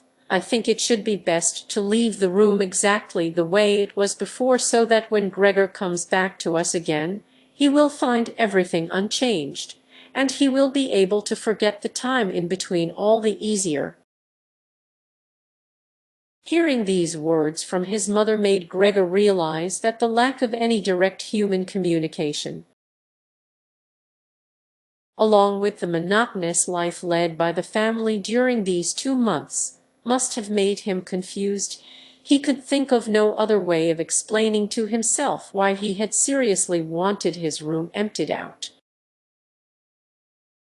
Had he really wanted to transform his room into a cave, a warm room fitted out with the nice furniture he had inherited, that would have let him crawl around unimpeded in any direction?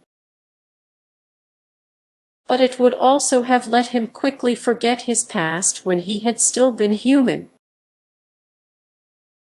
He had come very close to forgetting, and it had only been the voice of his mother, unheard for so long, that had shaken him out of it. Nothing should be removed, everything had to stay. He could not do without the good influence the furniture had on his condition.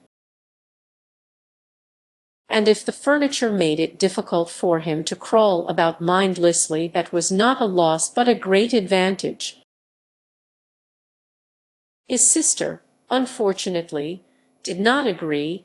She had become used to the idea, not without reason, that she was Gregor's spokesman to his parents about the things that concerned him. This meant that his mother's advice now was sufficient reason for her to insist on removing not only the chest of drawers and the desk, as she had thought at first, but all the furniture apart from the all-important couch. It was more than childish perversity, of course, or the unexpected confidence she had recently acquired, that made her insist. She had indeed noticed that Gregor needed a lot of room to crawl about in, whereas the furniture, as far as anyone could see, was of no use to him at all. Girls of that age, though, do become enthusiastic about things and feel they must get their way whenever they can. Perhaps this was what tempted Gret to make Gregor's situation seem even more shocking than it was, so that she could do even more for him. Gret would probably be the only one who would dare enter a room dominated by Gregor crawling about the bare walls by himself. So she refused to let her mother dissuade her. Gregor's mother already looked uneasy in his room, She soon stopped speaking and helped Gregor's sister to get the chest of drawers out with what strength she had. The chest of drawers was something that Gregor could do without if he had to, but the writing desk had to stay. Hardly had the two women pushed the chest of drawers, groaning, out of the room than Gregor poked his head out from under the couch to see what he could do about it. He meant to be as careful and considerate as he could, but, unfortunately, it was his mother who came back first while Gret in the next room had her arms round the chest, pushing and pulling at it from side to side by herself without, of course, moving it an inch. His mother was not used to the sight of Gregor. He might have made her ill, so Gregor hurried backwards to the far end of the couch. In his startlement, though, he was not able to prevent the sheet at its front from moving a little. It was enough to attract his mother's attention. She stood very still, remained there a moment, and then went back out to Gret. Gregor kept trying to assure himself that nothing unusual was happening. It was just a few pieces of furniture being moved after all. But he soon had to admit that the women going to and fro, their little calls to each other, the scraping of the furniture on the floor, all these things made him feel as if he were being assailed from all sides. With his head and legs pulled in against him and his body pressed to the floor, he was forced to admit to himself that he could not stand all of this much longer. They were emptying his room out, taking away everything that was dear to him. They had already taken out the chest containing his fretsaw and other tools. Now they threatened to remove the writing desk with its place clearly worn into the floor, the desk where he had done his homework as a business trainee. At high school, even while he had been at infant school, he really could not wait any longer to see whether the two women's intentions were good. He had nearly forgotten they were there anyway, as they were now too tired to say anything while they worked, and he could only hear their feet as they stepped heavily on the floor. So, while the women were leant against the desk in the other room catching their breath, he sallied out.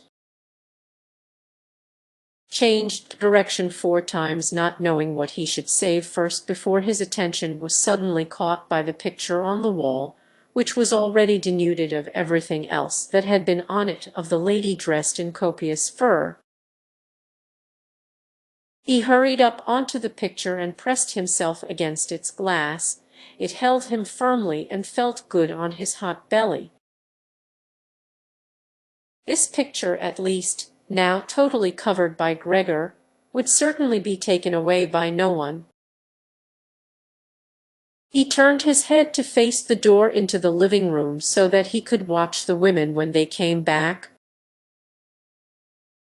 They had not allowed themselves a long rest, and came back quite soon. Gret had put her arm around her mother, and was nearly carrying her. "What shall we take now, then?" said Gret, and looked around. Her eyes met those of Gregor on the wall. Perhaps only because her mother was there, she remained calm,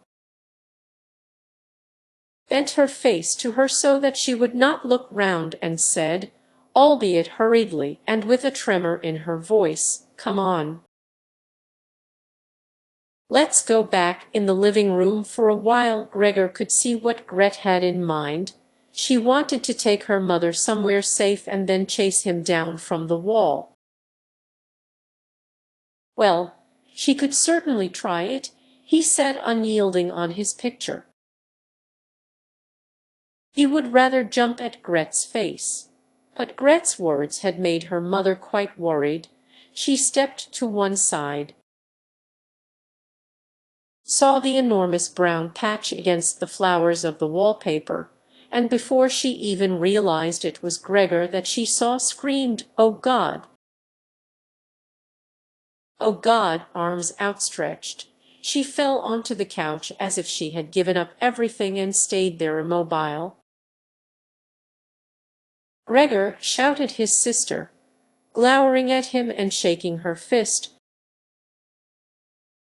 That was the first word she had spoken to him directly since his transformation. She ran into the other room to fetch some kind of smelling salts to bring her mother out of her faint.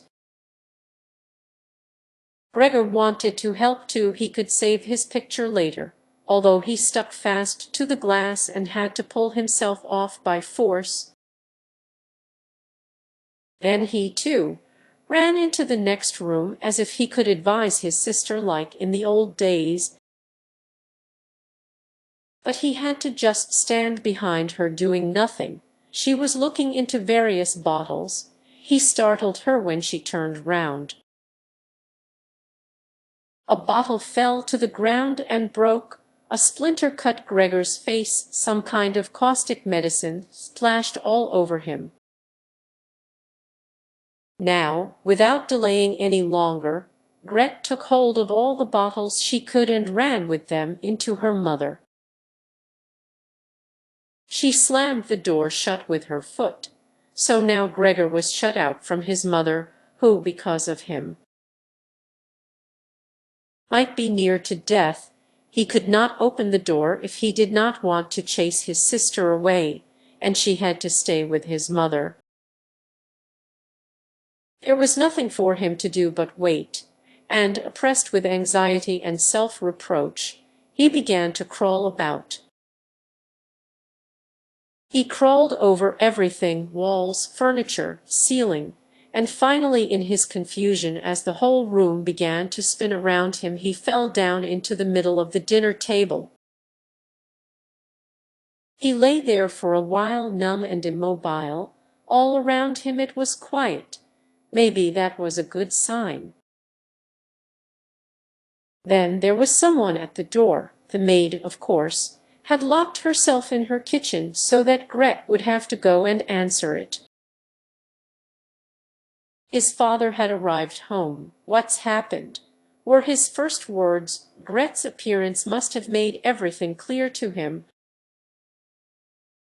She answered him with subdued voice, and openly pressed her face into his chest. "Mother's fainted, but she's better now." Gregor got out. "Just as I expected," said his father, "just as I always said. But you women wouldn't listen."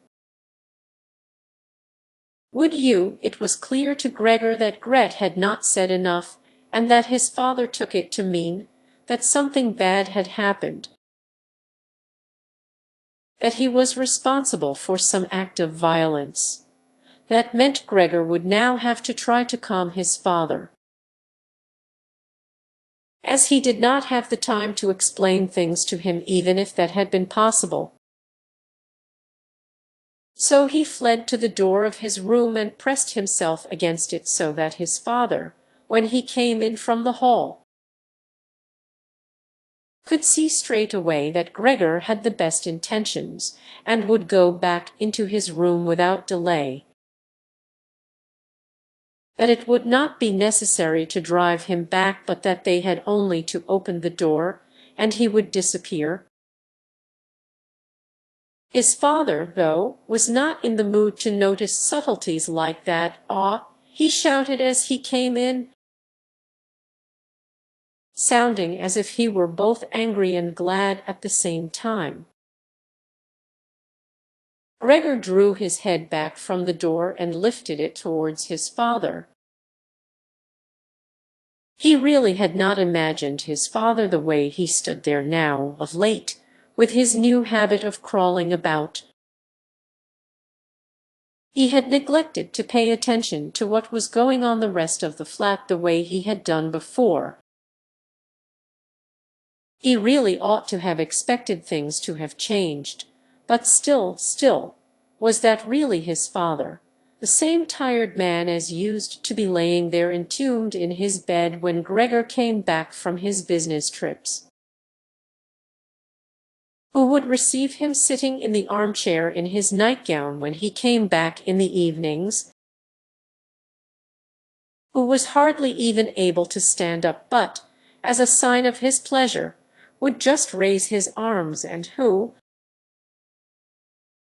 on the couple of times a year when they went for a walk together on a Sunday or public holiday, wrapped up tightly in his overcoat between Gregor and his mother,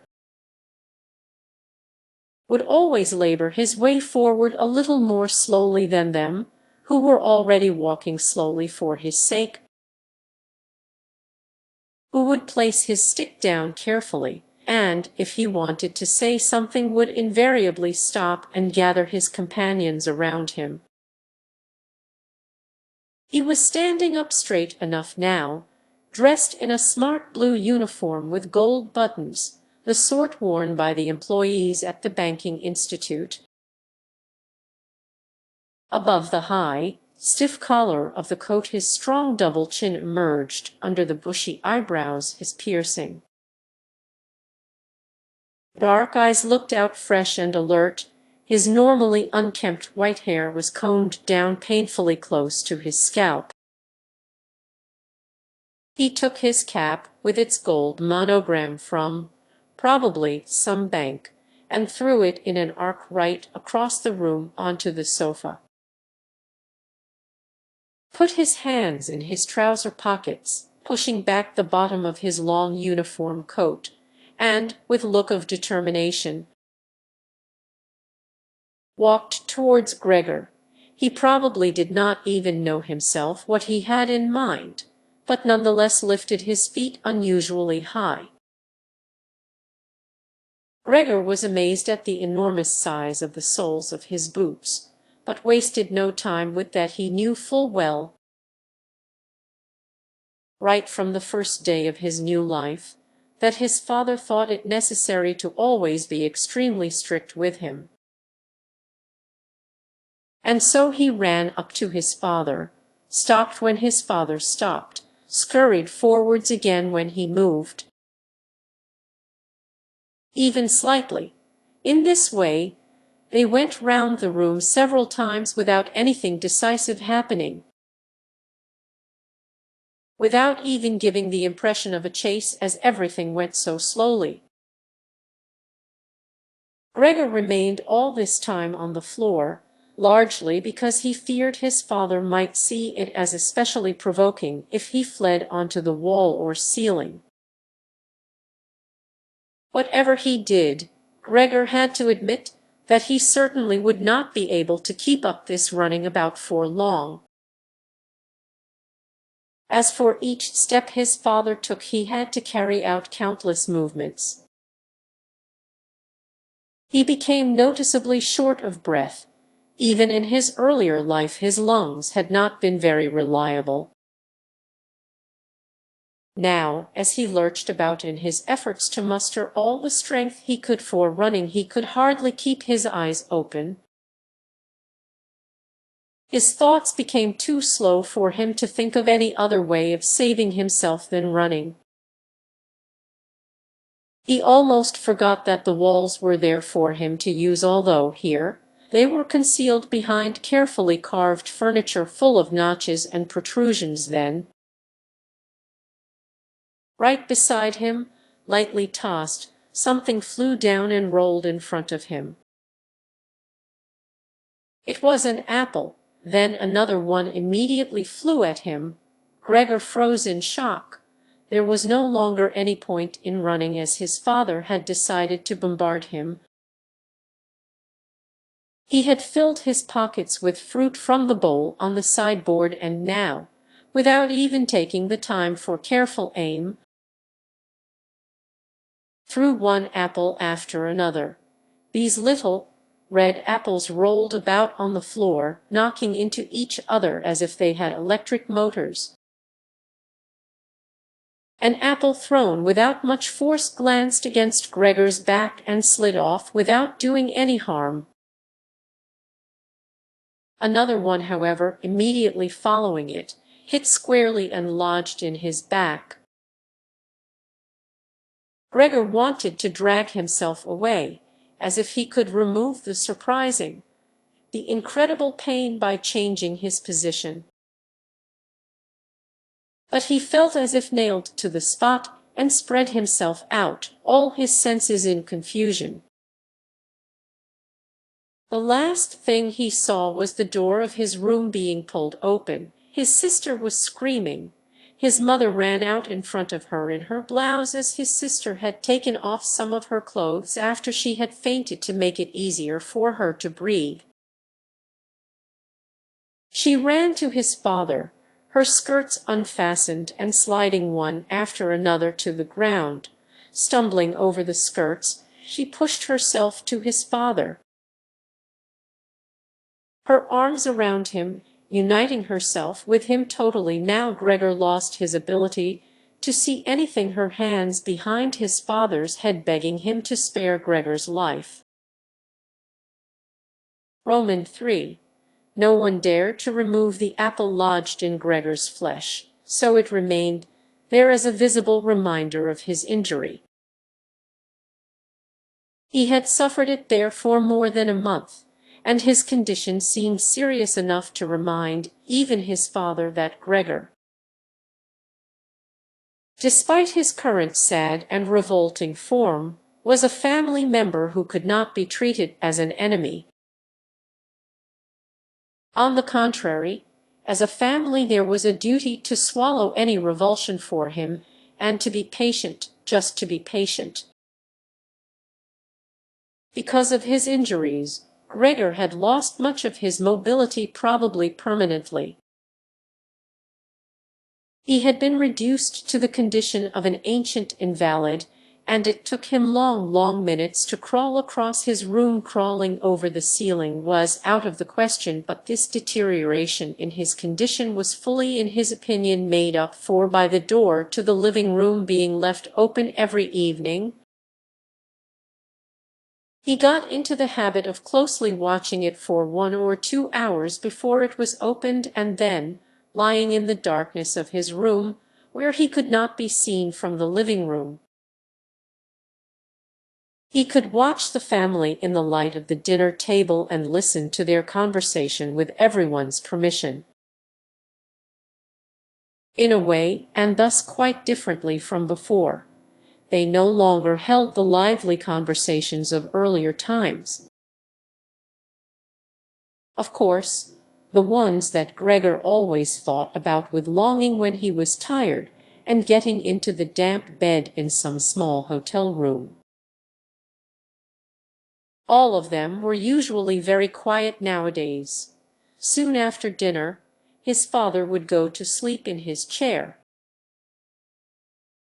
His mother and sister would urge each other to be quiet. His mother, bent deeply under the lamp, would sew fancy underwear for a fashion shop. His sister, who had taken a sales job, learned shorthand and French in the evenings so that she might be able to get a better position later on. Sometimes his father would wake up and say to Gregor's mother, "You are doing so much sewing again today," as if he did not know that he had been dozing, and then he would go back to sleep again while mother and sister would exchange a tired grin.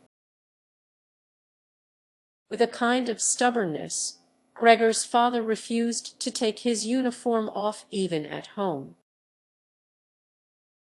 While his nightgown hung unused on its peg, Gregor's father would slumber where he was, fully dressed, as if always ready to serve and expecting to hear the voice of his superior even here. The uniform had not been new to start with, but as a result of this it slowly became even shabbier despite the efforts of Gregor's mother and sister to look after it. Gregor would often spend the whole evening looking at all the stains on this coat, with its gold buttons always kept polished and shiny, while the old man in it would sleep, highly uncomfortable but peaceful. As soon as it struck 10, Gregor's mother would speak gently to his father to wake him and try to persuade him to go to bed, as he couldn't sleep properly where he was, and he really had to get his sleep if he was to be up at 6 to get to work. But since he had been in work, he had become more obstinate and would always insist on staying longer at the table, even though he regularly fell asleep, and it was then harder than ever to persuade him to exchange the chair for his bed. Then, however much mother and sister would importune him with little reproaches and warnings, he would keep slowly shaking his head for a quarter of an hour with his eyes closed and refusing to get up. Gregor's mother would tug at his sleeve, whisper endearments into his ear. Gregor's sister would leave her work to help her mother, but nothing would have any effect on him. He would just sink deeper into his chair. Only when the two women took him under the arms, he would abruptly open his eyes, look at them one after the other, and say, "What a life! This is what peace I get in my old age." And supported by the two women, he would lift himself up carefully as if he were carrying the greatest load himself.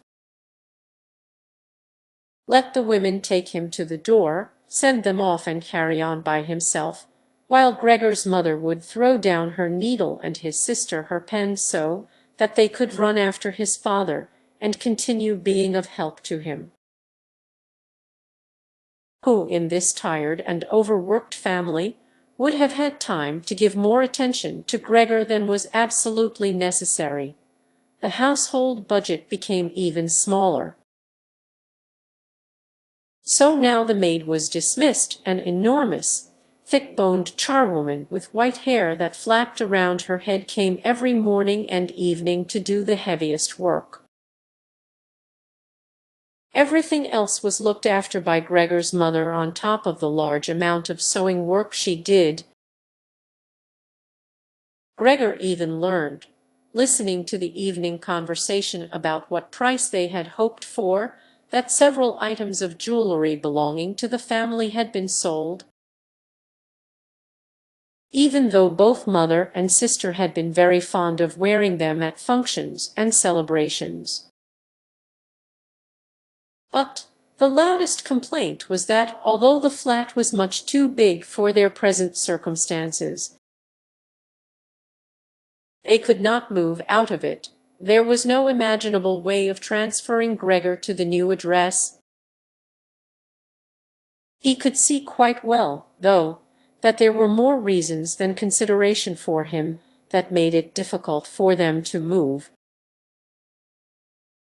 It would have been quite easy to transport him in any suitable crate with a few air holes in it. The main thing holding the family back from their decision to move was much more to do with their total despair, and the thought that they had been struck with a misfortune unlike anything experienced by anyone else they knew or were related to. They carried out absolutely everything that the world expects from poor people. Gregor's father brought bank employees their breakfast. His mother sacrificed herself by washing clothes for strangers. His sister ran back and forth behind her desk at the behest of the customers. But they just did not have the strength to do any more, and the injury in Gregor's back began to hurt as much as when it was new. After they had come back from taking his father to bed, Gregor's mother and sister would now leave their work where it was and sit close together, cheek to cheek. His mother would point to Gregor's room and say, "Close that door, Gret," and then, when he was in the dark again, they would sit in the next room and their tears would mingle, or they would simply sit there staring dry-eyed at the table. Gregor hardly slept at all, either night or day. Sometimes he would think of taking over the family's affairs. Just like before, the next time the door was opened, he had long forgotten about his boss and the chief clerk. But they would appear again in his thoughts, the salesmen and the apprentices, that stupid tea-boy, 2 or 3 friends from other businesses, one of the chambermaids from a provincial hotel, a tender memory that appeared and disappeared again, a cashier from a hat shop for whom his attention had been serious but too slow. All of them appeared to him, mixed together with strangers and others he had forgotten, but instead of helping him and his family, they were all of them inaccessible. And he was glad when they disappeared. Other times he was not at all in the mood to look after his family. He was filled with simple rage about the lack of attention he was shown, and although he could think of nothing he would have wanted, he made plans of how he could get into the pantry, where he could take all the things he was entitled to, even if he was not hungry. Gregor's sister no longer thought about how she could please him, but would hurriedly push some food or other into his room with her foot before she rushed out to work in the morning and at midday, and in the evening she would sweep it away again with the broom, indifferent as to whether it had been eaten or more often than not had been left totally untouched. She still cleared up the room in the evening, but now she could not have been any quicker about it. Smears of dirt were left on the walls, here and there were little balls of dust and filth. At first Gregor went into one of the worst of these places, when his sister arrived as a reproach to her. But he could have stayed there for weeks without his sister doing anything about it. She could see the dirt as well as he could, but she had simply decided to leave him to it. At the same time, she became touchy in a way that was quite new for her, and which everyone in the family understood. Cleaning up Gregor's room was for her and her alone. Gregor's mother did once thoroughly clean his room, and needed to use several bucketfuls of water to do it, although that much dampness also made Gregor ill, and he lay flat on the couch, bitter and immobile. But his mother was to be punished still more for what she had done, as hardly had his sister arrived home in the evening than she noticed the change in Gregor's room, and, highly aggrieved, ran back into the living room where, despite her mother's raised and imploring hands, she broke into convulsive tears. Her father, of course, was startled out of his chair, and the two parents looked on astonished and helpless. Then they too became agitated. Gregor's father, standing to the right of his mother, accused her of not leaving the cleaning of Gregor's room to his sister. From her left, Gregor's sister screamed at her that she was never to clean Gregor's room again, while his mother tried to draw his father, who was beside himself with anger, into the bedroom. His sister, quaking with tears, thumped on the table with her small fists, and Gregor hissed in anger that no one had even thought of closing the door to save him. The sight of this and all its noise. Gregor's sister was exhausted from going out to work, and looking after Gregor as she had done before was even more work for her. But even so, his mother ought certainly not to have taken her place. Gregor, on the other hand, ought not to be neglected. Now, though the charwoman was here, this elderly widow, with a robust bone structure that made her able to withstand the hardest of things in her long life. Wasn't really repelled by Gregor, just by chance one day, rather than any real curiosity, she opened the door to Gregor's room and found herself face to face with him. He was taken totally by surprise. No one was chasing him, but he began to rush to and fro while she just stood there in amazement with her hands crossed in front of her. From then on she never failed to open the door slightly every evening and morning and look briefly in on him. At first she would call to him as she did so with words that she probably considered friendly, such as "Come on then, you old dung beetle," or "Look at the old dung beetle there." Gregor never responded to being spoken to in that way, but just remained where he was without moving, as if the door had never even been opened. If only they had told this charwoman to clean up his room every day instead of letting her disturb him for no reason whenever she felt like it. One day, early in the morning, while a heavy rain struck the window panes, perhaps indicating that spring was coming, she began to speak to him in that way once again. Gregor was so resentful of it that he started to move toward her. He was slow and infirm, but it was like a kind of attack. Instead of being afraid, the charwoman just lifted up one of the chairs from near the door and stood there with her mouth open, clearly intending not to close her mouth until the chair in her hand had been slammed down into Gregor's back. "Aren't you coming any closer, then?" she asked when Gregor turned round again, and she calmly put the chair back in the corner.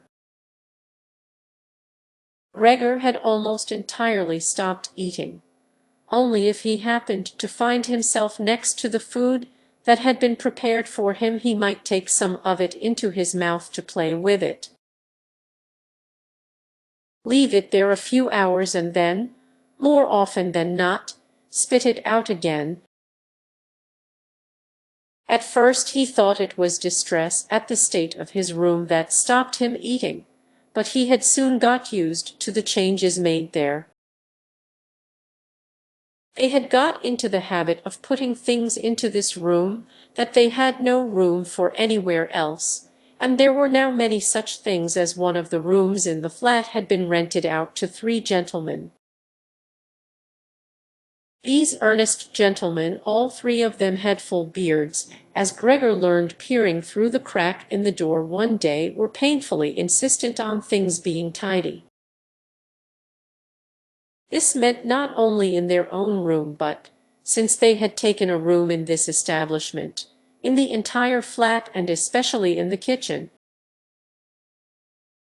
Unnecessary clutter was something they could not tolerate, especially if it was dirty.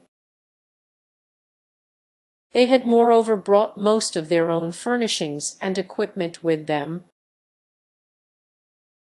For this reason, many things had become superfluous which, although they could not be sold, the family did not wish to discard. All these things found their way into Gregor's room. The dustbins from the kitchen found their way in there too. The charwoman was always in a hurry, and anything she could use for the time being she would just chuck in there. He, fortunately, would usually see no more than the object and the hand that held it. The woman most likely meant to fetch the things back out again when she had time and the opportunity, or to throw everything out in one go. But what actually happened was that they were left where they landed when they had first been thrown, unless Gregor made his way through the junk and moved it somewhere else. At first he moved it because, With no other room free where he could crawl about, he was forced to, but later on he came to enjoy it, although moving about in that way left him sad and tired to death. And he would remain immobile for hours afterwards. The gentleman who rented the room would sometimes take their evening meal at home in the living room that was used by everyone. And so the door to this room was often kept closed in the evening. But Gregor found it easy to give up having the door open. He had, after all, often failed to make use of it when it was open, and, without the family having noticed it, lain in his room in its darkest corner. One time, though, the charwoman left the door to the living room slightly open, and it remained open when the gentleman who rented the room came in the evening and the light was put on.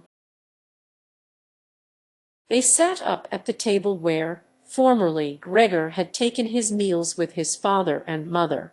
They unfolded the serviettes and picked up their knives and forks. Gregor's mother immediately appeared in the doorway with a dish of meat, and soon behind her came his sister with a dish piled high with potatoes. The food was steaming, and filled the room with its smell. The gentlemen bent over the dishes set in front of them as if they wanted to test the food before eating it. And the gentleman in the middle, who seemed to count as an authority for the other two, did indeed cut off a piece of meat while it was still in its dish, clearly wishing to establish whether it was sufficiently cooked or whether it should be sent back to the kitchen. It was to his satisfaction, and Gregor's mother and sister, who had been looking on anxiously, began to breathe again and smiled. The family themselves ate in the kitchen. Nonetheless, Gregor's father came into the living room before he went into the kitchen, bowed once with his cap in his hand, and did his round of the table. The gentlemen stood as one, and mumbled something into their beards. Then, once they were alone, they ate in near perfect silence. It seemed remarkable to Gregor that above all the various noises of eating their chewing teeth could still be heard, as if they had wanted to show Gregor that you need teeth in order to eat, and it was not possible to perform anything with jaws that are toothless, however nice they might be. "I should like to eat something," said Gregor anxiously, "but not anything like they are eating. They do feed themselves, and here I am, dying." Throughout all this time, Gregor could not remember having heard the violin being played. But this evening it began to be heard from the kitchen. The three gentlemen had already finished their meal. The one in the middle had produced a newspaper, given a page to each of the others, and now they leant back in their chairs reading them and smoking. When the violin began playing they became attentive, stood up, and went on tiptoe over to the door of the hallway where they stood pressed against each other. Someone must have heard them in the kitchen, as Gregor's father called out, "Is the playing perhaps unpleasant for the gentlemen? We can stop it straight away." "On the contrary," said the middle gentleman, "would the young lady not like to come in and play for us here in the room, where it is, after all, much more cozy and comfortable?" "Oh yes, we should love to," called back Gregor's father, as if he had been the violin player himself. The gentleman stepped back into the room and waited. Gregor's father soon appeared with the music stand. his mother with the music and his sister with the violin. She calmly prepared everything for her to begin playing. His parents, who had never rented a room out before and therefore showed an exaggerated courtesy towards the three gentlemen, did not even dare to sit on their own chairs. His father leant against the door with his right hand pushed in between two buttons on his uniform coat. His mother, though, was offered a seat by one of the gentlemen and sat leaving the chair, where the gentleman happened to have placed it out of the way in a corner. His sister began to play. Father and mother paid close attention, one on each side, to the movements of her hands. Drawn in by the playing, Gregor had dared to come forward a little and already had his head in the living room. Before he had taken great pride in how considerate he was, but now it hardly occurred to him that he had become so thoughtless about the others. What's more, there was now all the more reason to keep himself hidden, as he was covered in the dust that lay everywhere in his room and flew up at the slightest movement. He carried threads, hairs, and remains of food about on his back and sides. He was much too indifferent to everything now to lay on his back and wipe himself on the carpet like he had used to do several times a day. And despite this condition, he was not too shy to move forward a little onto the immaculate floor of the living room. No one noticed him, though. The family was totally preoccupied with the violin playing. At first, the three gentlemen had put their hands in their pockets and come up far too close behind the music stand to look at all the notes being played. And they must have disturbed Gregor's sister, but soon, in contrast with the family, they withdrew back to the window with their heads sunk and talking to each other at half volume. And they stayed by the window while Gregor's father observed them anxiously. It really now seemed very obvious that they had expected to hear some beautiful or entertaining violin playing but had been disappointed. That they had had enough of the whole performance, and it was only now out of politeness that they allowed their peace to be disturbed. It was especially unnerving, the way they all blew the smoke from their cigarettes upwards from their mouth and noses. Yet Gregor's sister was playing so beautifully. Her face was leant to one side, following the lines of music with a careful and melancholy expression. Gregor crawled a little further forward, keeping his head close to the ground so that he could meet her eyes if the chance came. Was he an animal if music could captivate him so? It seemed to him that he was being shown the way to the unknown nourishment he had been yearning for.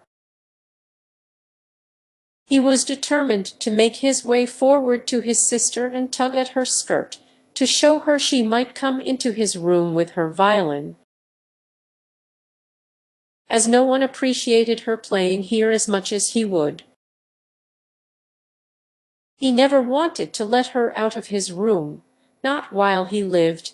Anyway, his shocking appearance should,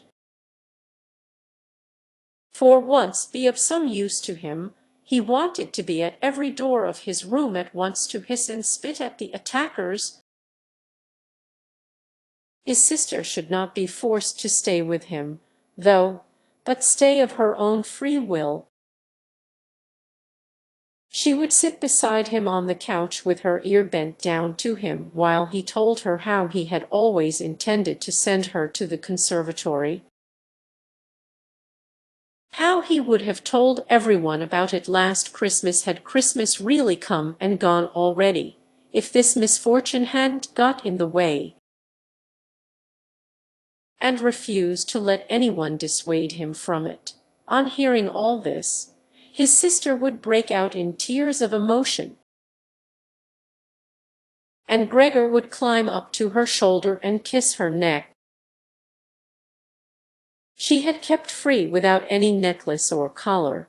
"Mr. Samsa," shouted the middle gentleman to Gregor's father,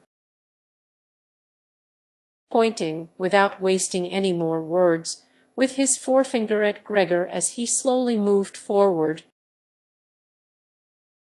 The violin went silent. The middle of the three gentlemen first smiled at his two friends, shaking his head, and then looked back at Gregor. His father seemed to think it more important to calm the three gentlemen before driving Gregor out. Even though they were not at all upset, and seemed to think Gregor was more entertaining than the violin playing had been. He rushed up to them with his arms spread out and attempted to drive them back into their room at the same time as trying to block their view of Gregor with his body. Now they did become a little annoyed, and it was not clear whether it was his father's behavior that annoyed them or the dawning realization that they had had a neighbor like Gregor in the next room without knowing it. They asked Gregor's father for explanations, raised their arms like he had, tugged excitedly at their beards, and moved back towards their room only very slowly. Meanwhile, Gregor's sister had overcome the despair she had fallen into when her playing was suddenly interrupted. She had let her hands drop and let violin and bow hang limply for a while, but continued to look at the music as if still playing. But then she suddenly pulled herself together, laid the instrument on her mother's lap, who still sat laboriously struggling for breath where she was, and ran into the next room, which, under pressure from her father, the three gentlemen were more quickly moving toward. Under his sister's experienced hand, the pillows and covers on the beds flew up and were put into order, and she had already finished making the beds and slipped out again before the three gentlemen had reached the room. Gregor's father seemed so obsessed with what he was doing that he forgot all the respect he owed to his tenants. He urged them and pressed them until, when he was already at the door of the room, the middle of the three gentlemen shouted like thunder and stamped his foot, and thereby brought Gregor's father to a halt. "I declare here and now," he said, raising his hand and glancing at Gregor's mother and sister to gain their attention too, "that with regard to the repugnant conditions that prevail in this flat, and with this family here," he looked briefly but decisively at the floor, "I give immediate notice on my room. For the days that I have been living here I will, of course, pay nothing at all. On the contrary, I will consider whether to proceed with some kind of action for damages from you. And believe me, it would be very easy to set out the grounds for such an action." He was silent and looked straight ahead as if waiting for something. And indeed, his two friends joined in with the words, "And we also give immediate notice." With that, he took hold of the door handle and slammed the door. Gregor's father staggered back to his seat, feeling his way with his hands, and fell into it.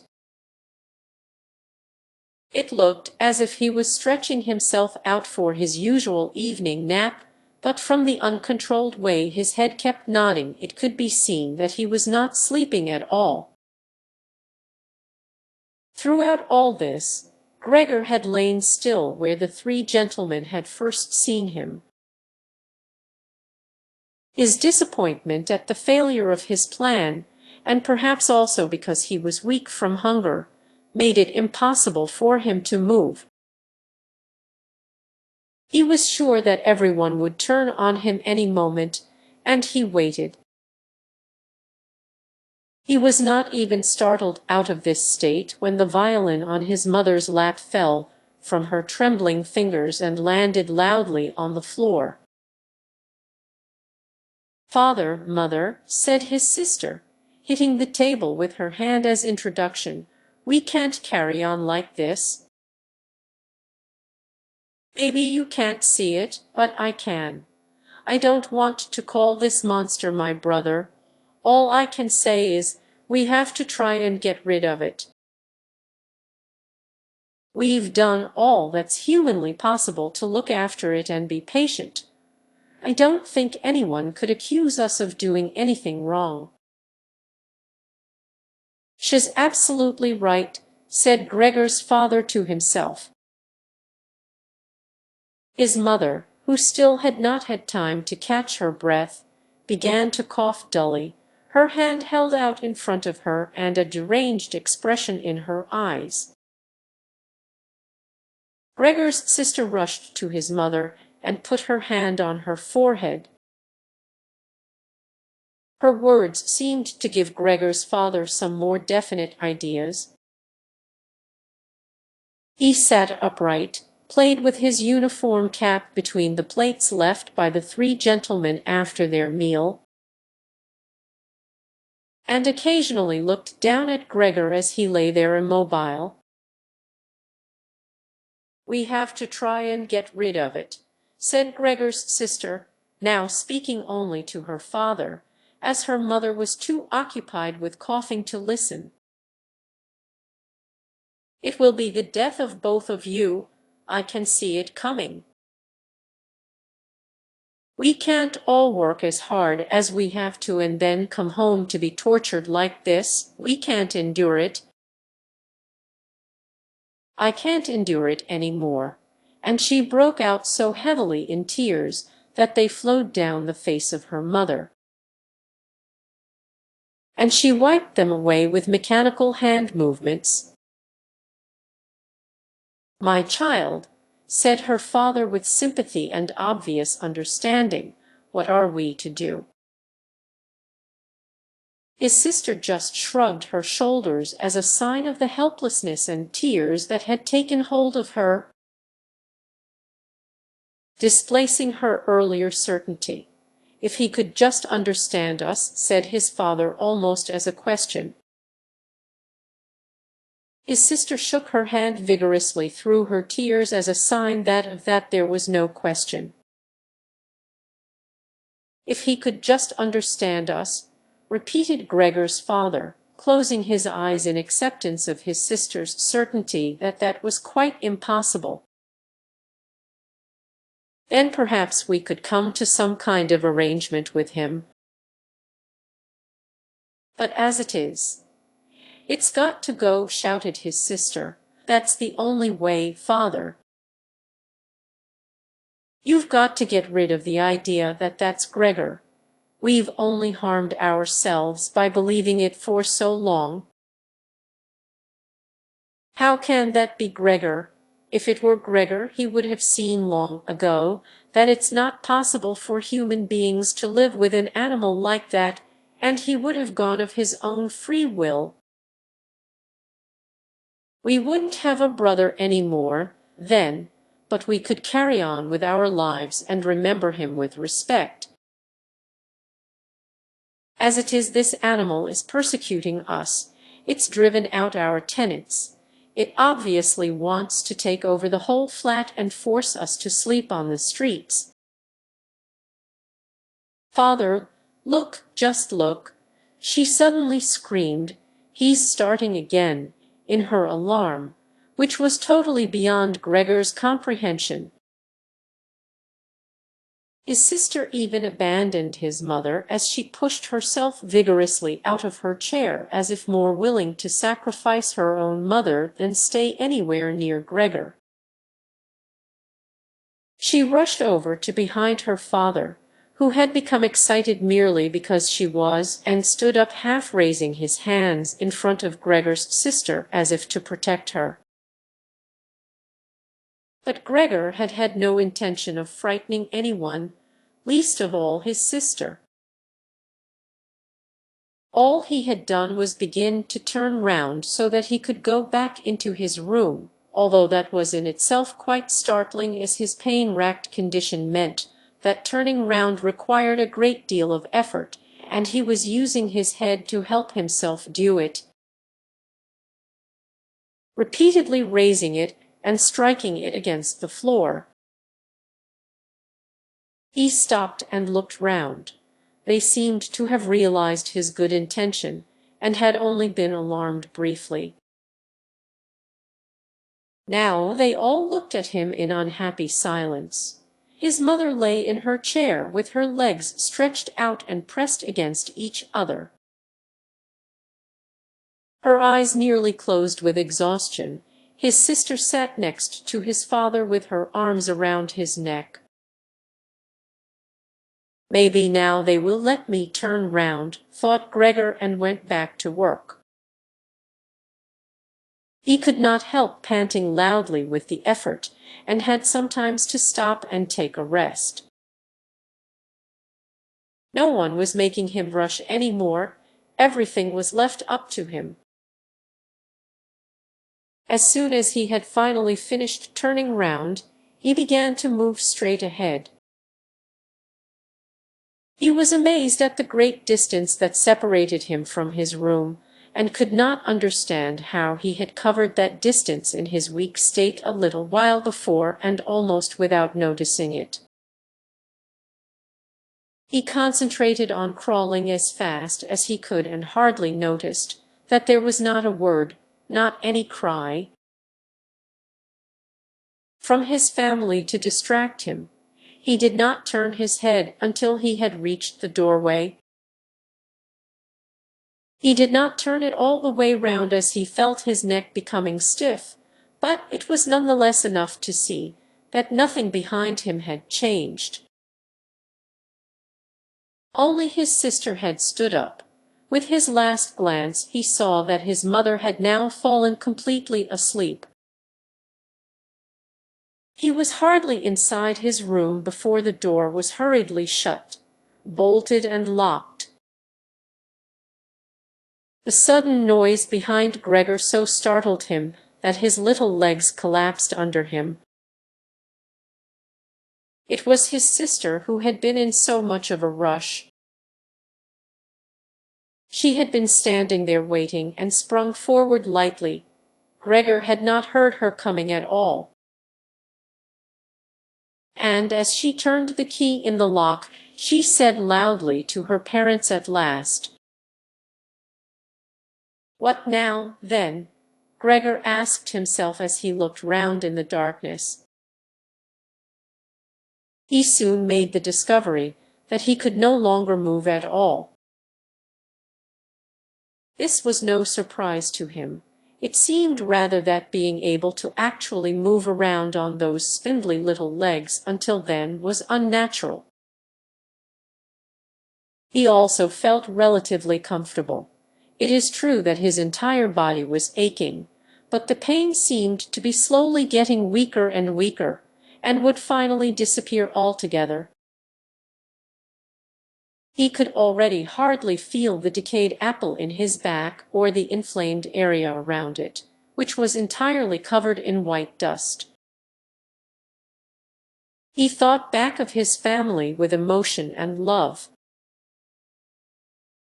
If it was possible, he felt that he must go away even more strongly than his sister. He remained in this state of empty and peaceful rumination until he heard the clock tower strike 3 in the morning. He watched as it slowly began to get light everywhere outside the window too. Then, without his willing it, his head sank down completely, and his last breath flowed weakly from his nostrils. When the cleaner came in early in the morning, they should often asked her not to keep slamming the doors, but with her strength and in her hurry she still did. so that everyone in the flat knew when she should arrive, and from then on it was impossible to sleep in peace. She made her usual brief look in on Gregor, and at first found nothing special. She thought he was laying there so still on purpose, playing the martyr. She attributed all possible understanding to him. She happened to be holding the long broom in her hand, so she tried to tickle Gregor with it from the doorway. When she had no success with that, she tried to make a nuisance of herself and poked at him a little, and only when she found she could shove him across the floor with no resistance at all did she start to pay attention. She soon realized what had really happened, opened her eyes wide, whistled to herself, but did not waste time to yank open the bedroom doors and shout loudly into the darkness of the bedrooms, "Come and have a look at this. It's dead, just lying there, stone dead." Mr. and Mrs. Samsa sat upright there in their marriage bed and had to make an effort to get over the shock caused by the cleaner before they could grasp what she was saying. But then, each from his own side, they hurried out of bed. Mr. Samsa threw the blanket over his shoulders. Mrs. Samsa just came out in her nightdress. And that is how they went into Gregor's room. On the way they opened the door to the living room, where Gret had been sleeping since the three gentlemen had moved in. She was fully dressed as if she had never been asleep, and the paleness of her face seemed to confirm this. "Dead?" asked Mrs. Samsa, looking at the charwoman inquiringly, even though she could have checked for herself and could have known it even without checking. "That's what I said," replied the cleaner, and to prove it she gave Gregor's body another shove with the broom, sending it sideways across the floor. Mrs. Samsa made a movement as if she wanted to hold back the broom, but did not complete it. "Now then," said Mr. Samsa, "let's give thanks to God for that." He crossed himself, and the three women followed his example. Gret, who had not taken her eyes from the corpse, said, "Just look how thin he was. He didn't eat anything for so long. The food came out again just the same as when it went in." Gregor's body was indeed completely dried up and flat. They had not seen it until then, but now he was not lifted up on his little legs. Nor did he do anything to make them look away. "Gret, come with us in here for a little while," said Mrs. Samsa with a pained smile. And Gret followed her parents into the bedroom, but not without looking back at the body.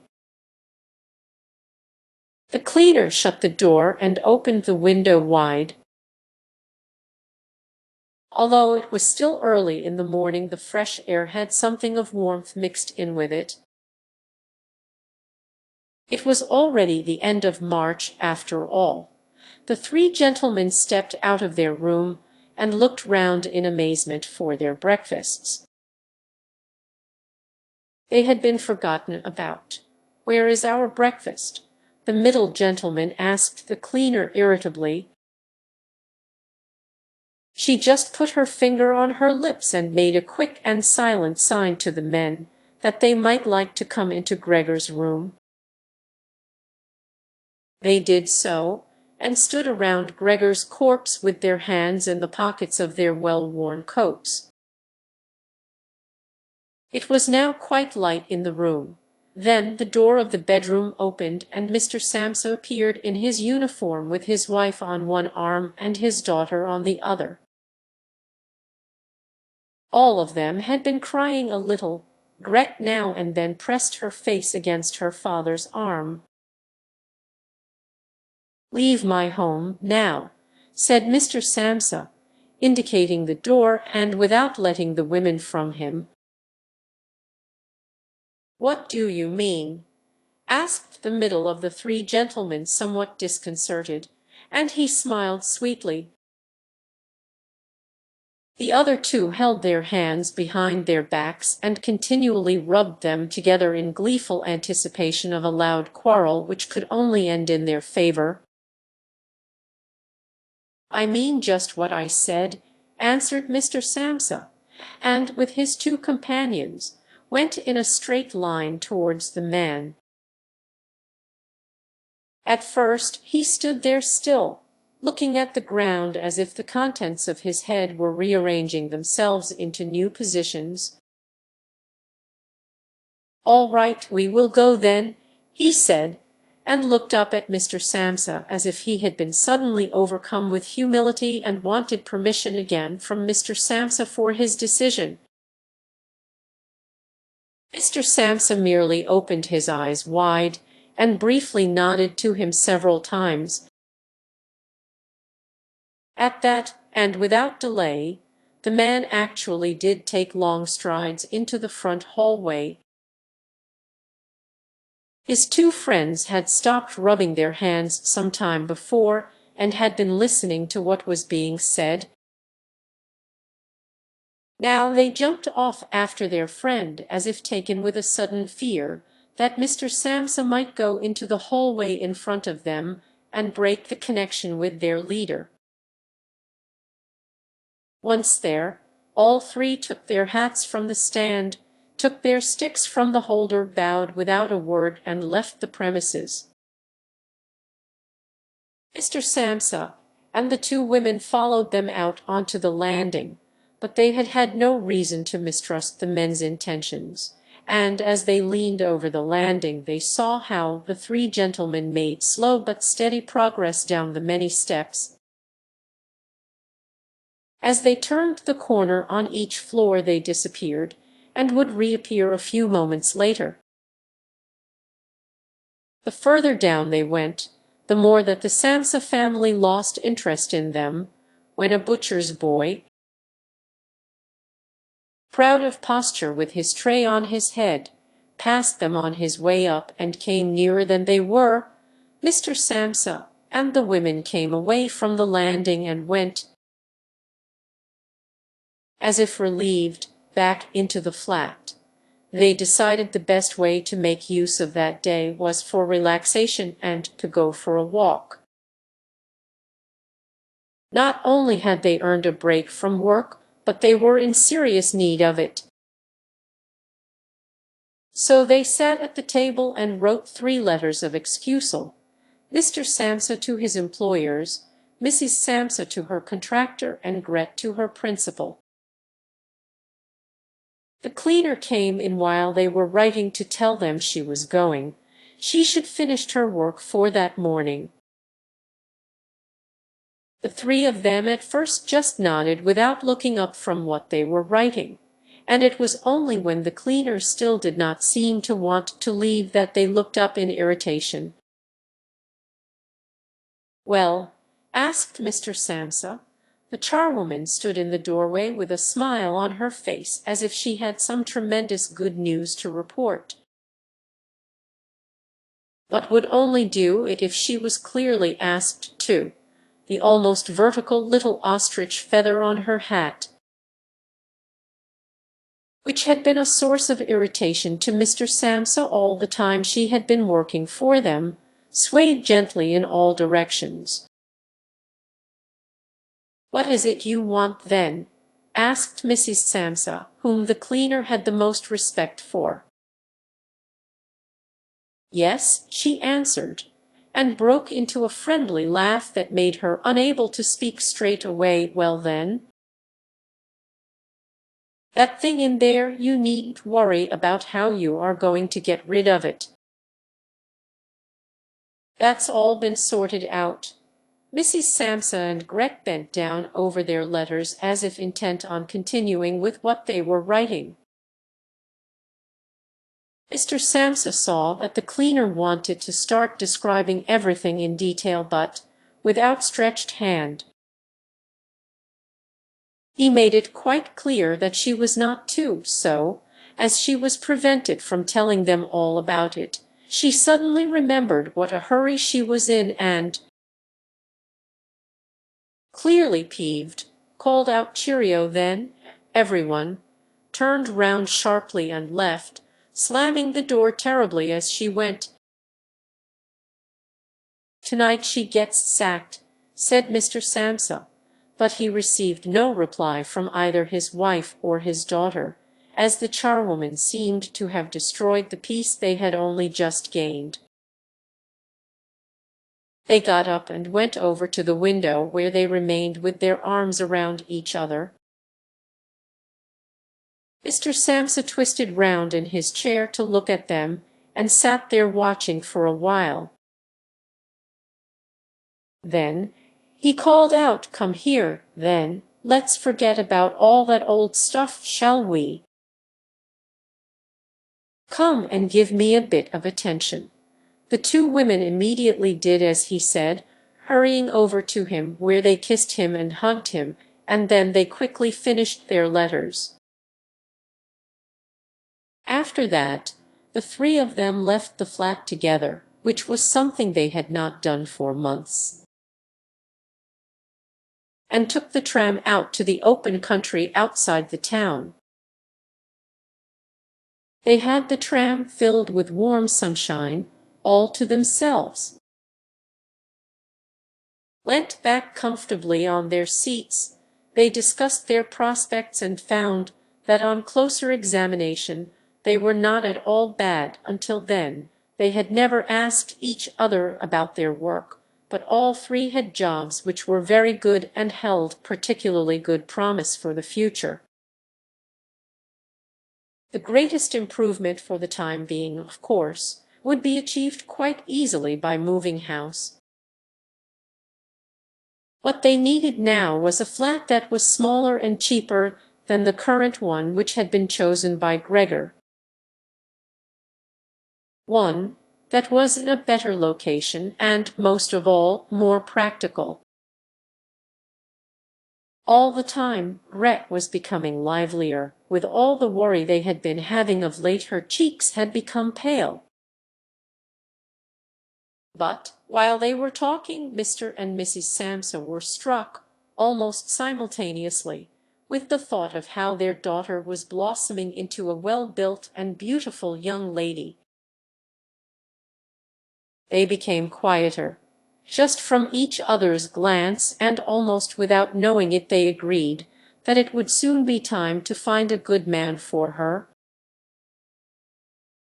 And, as if in confirmation of their new dreams and good intentions, as soon as they reached their destination, Gret was the first to get up and stretch out her young body,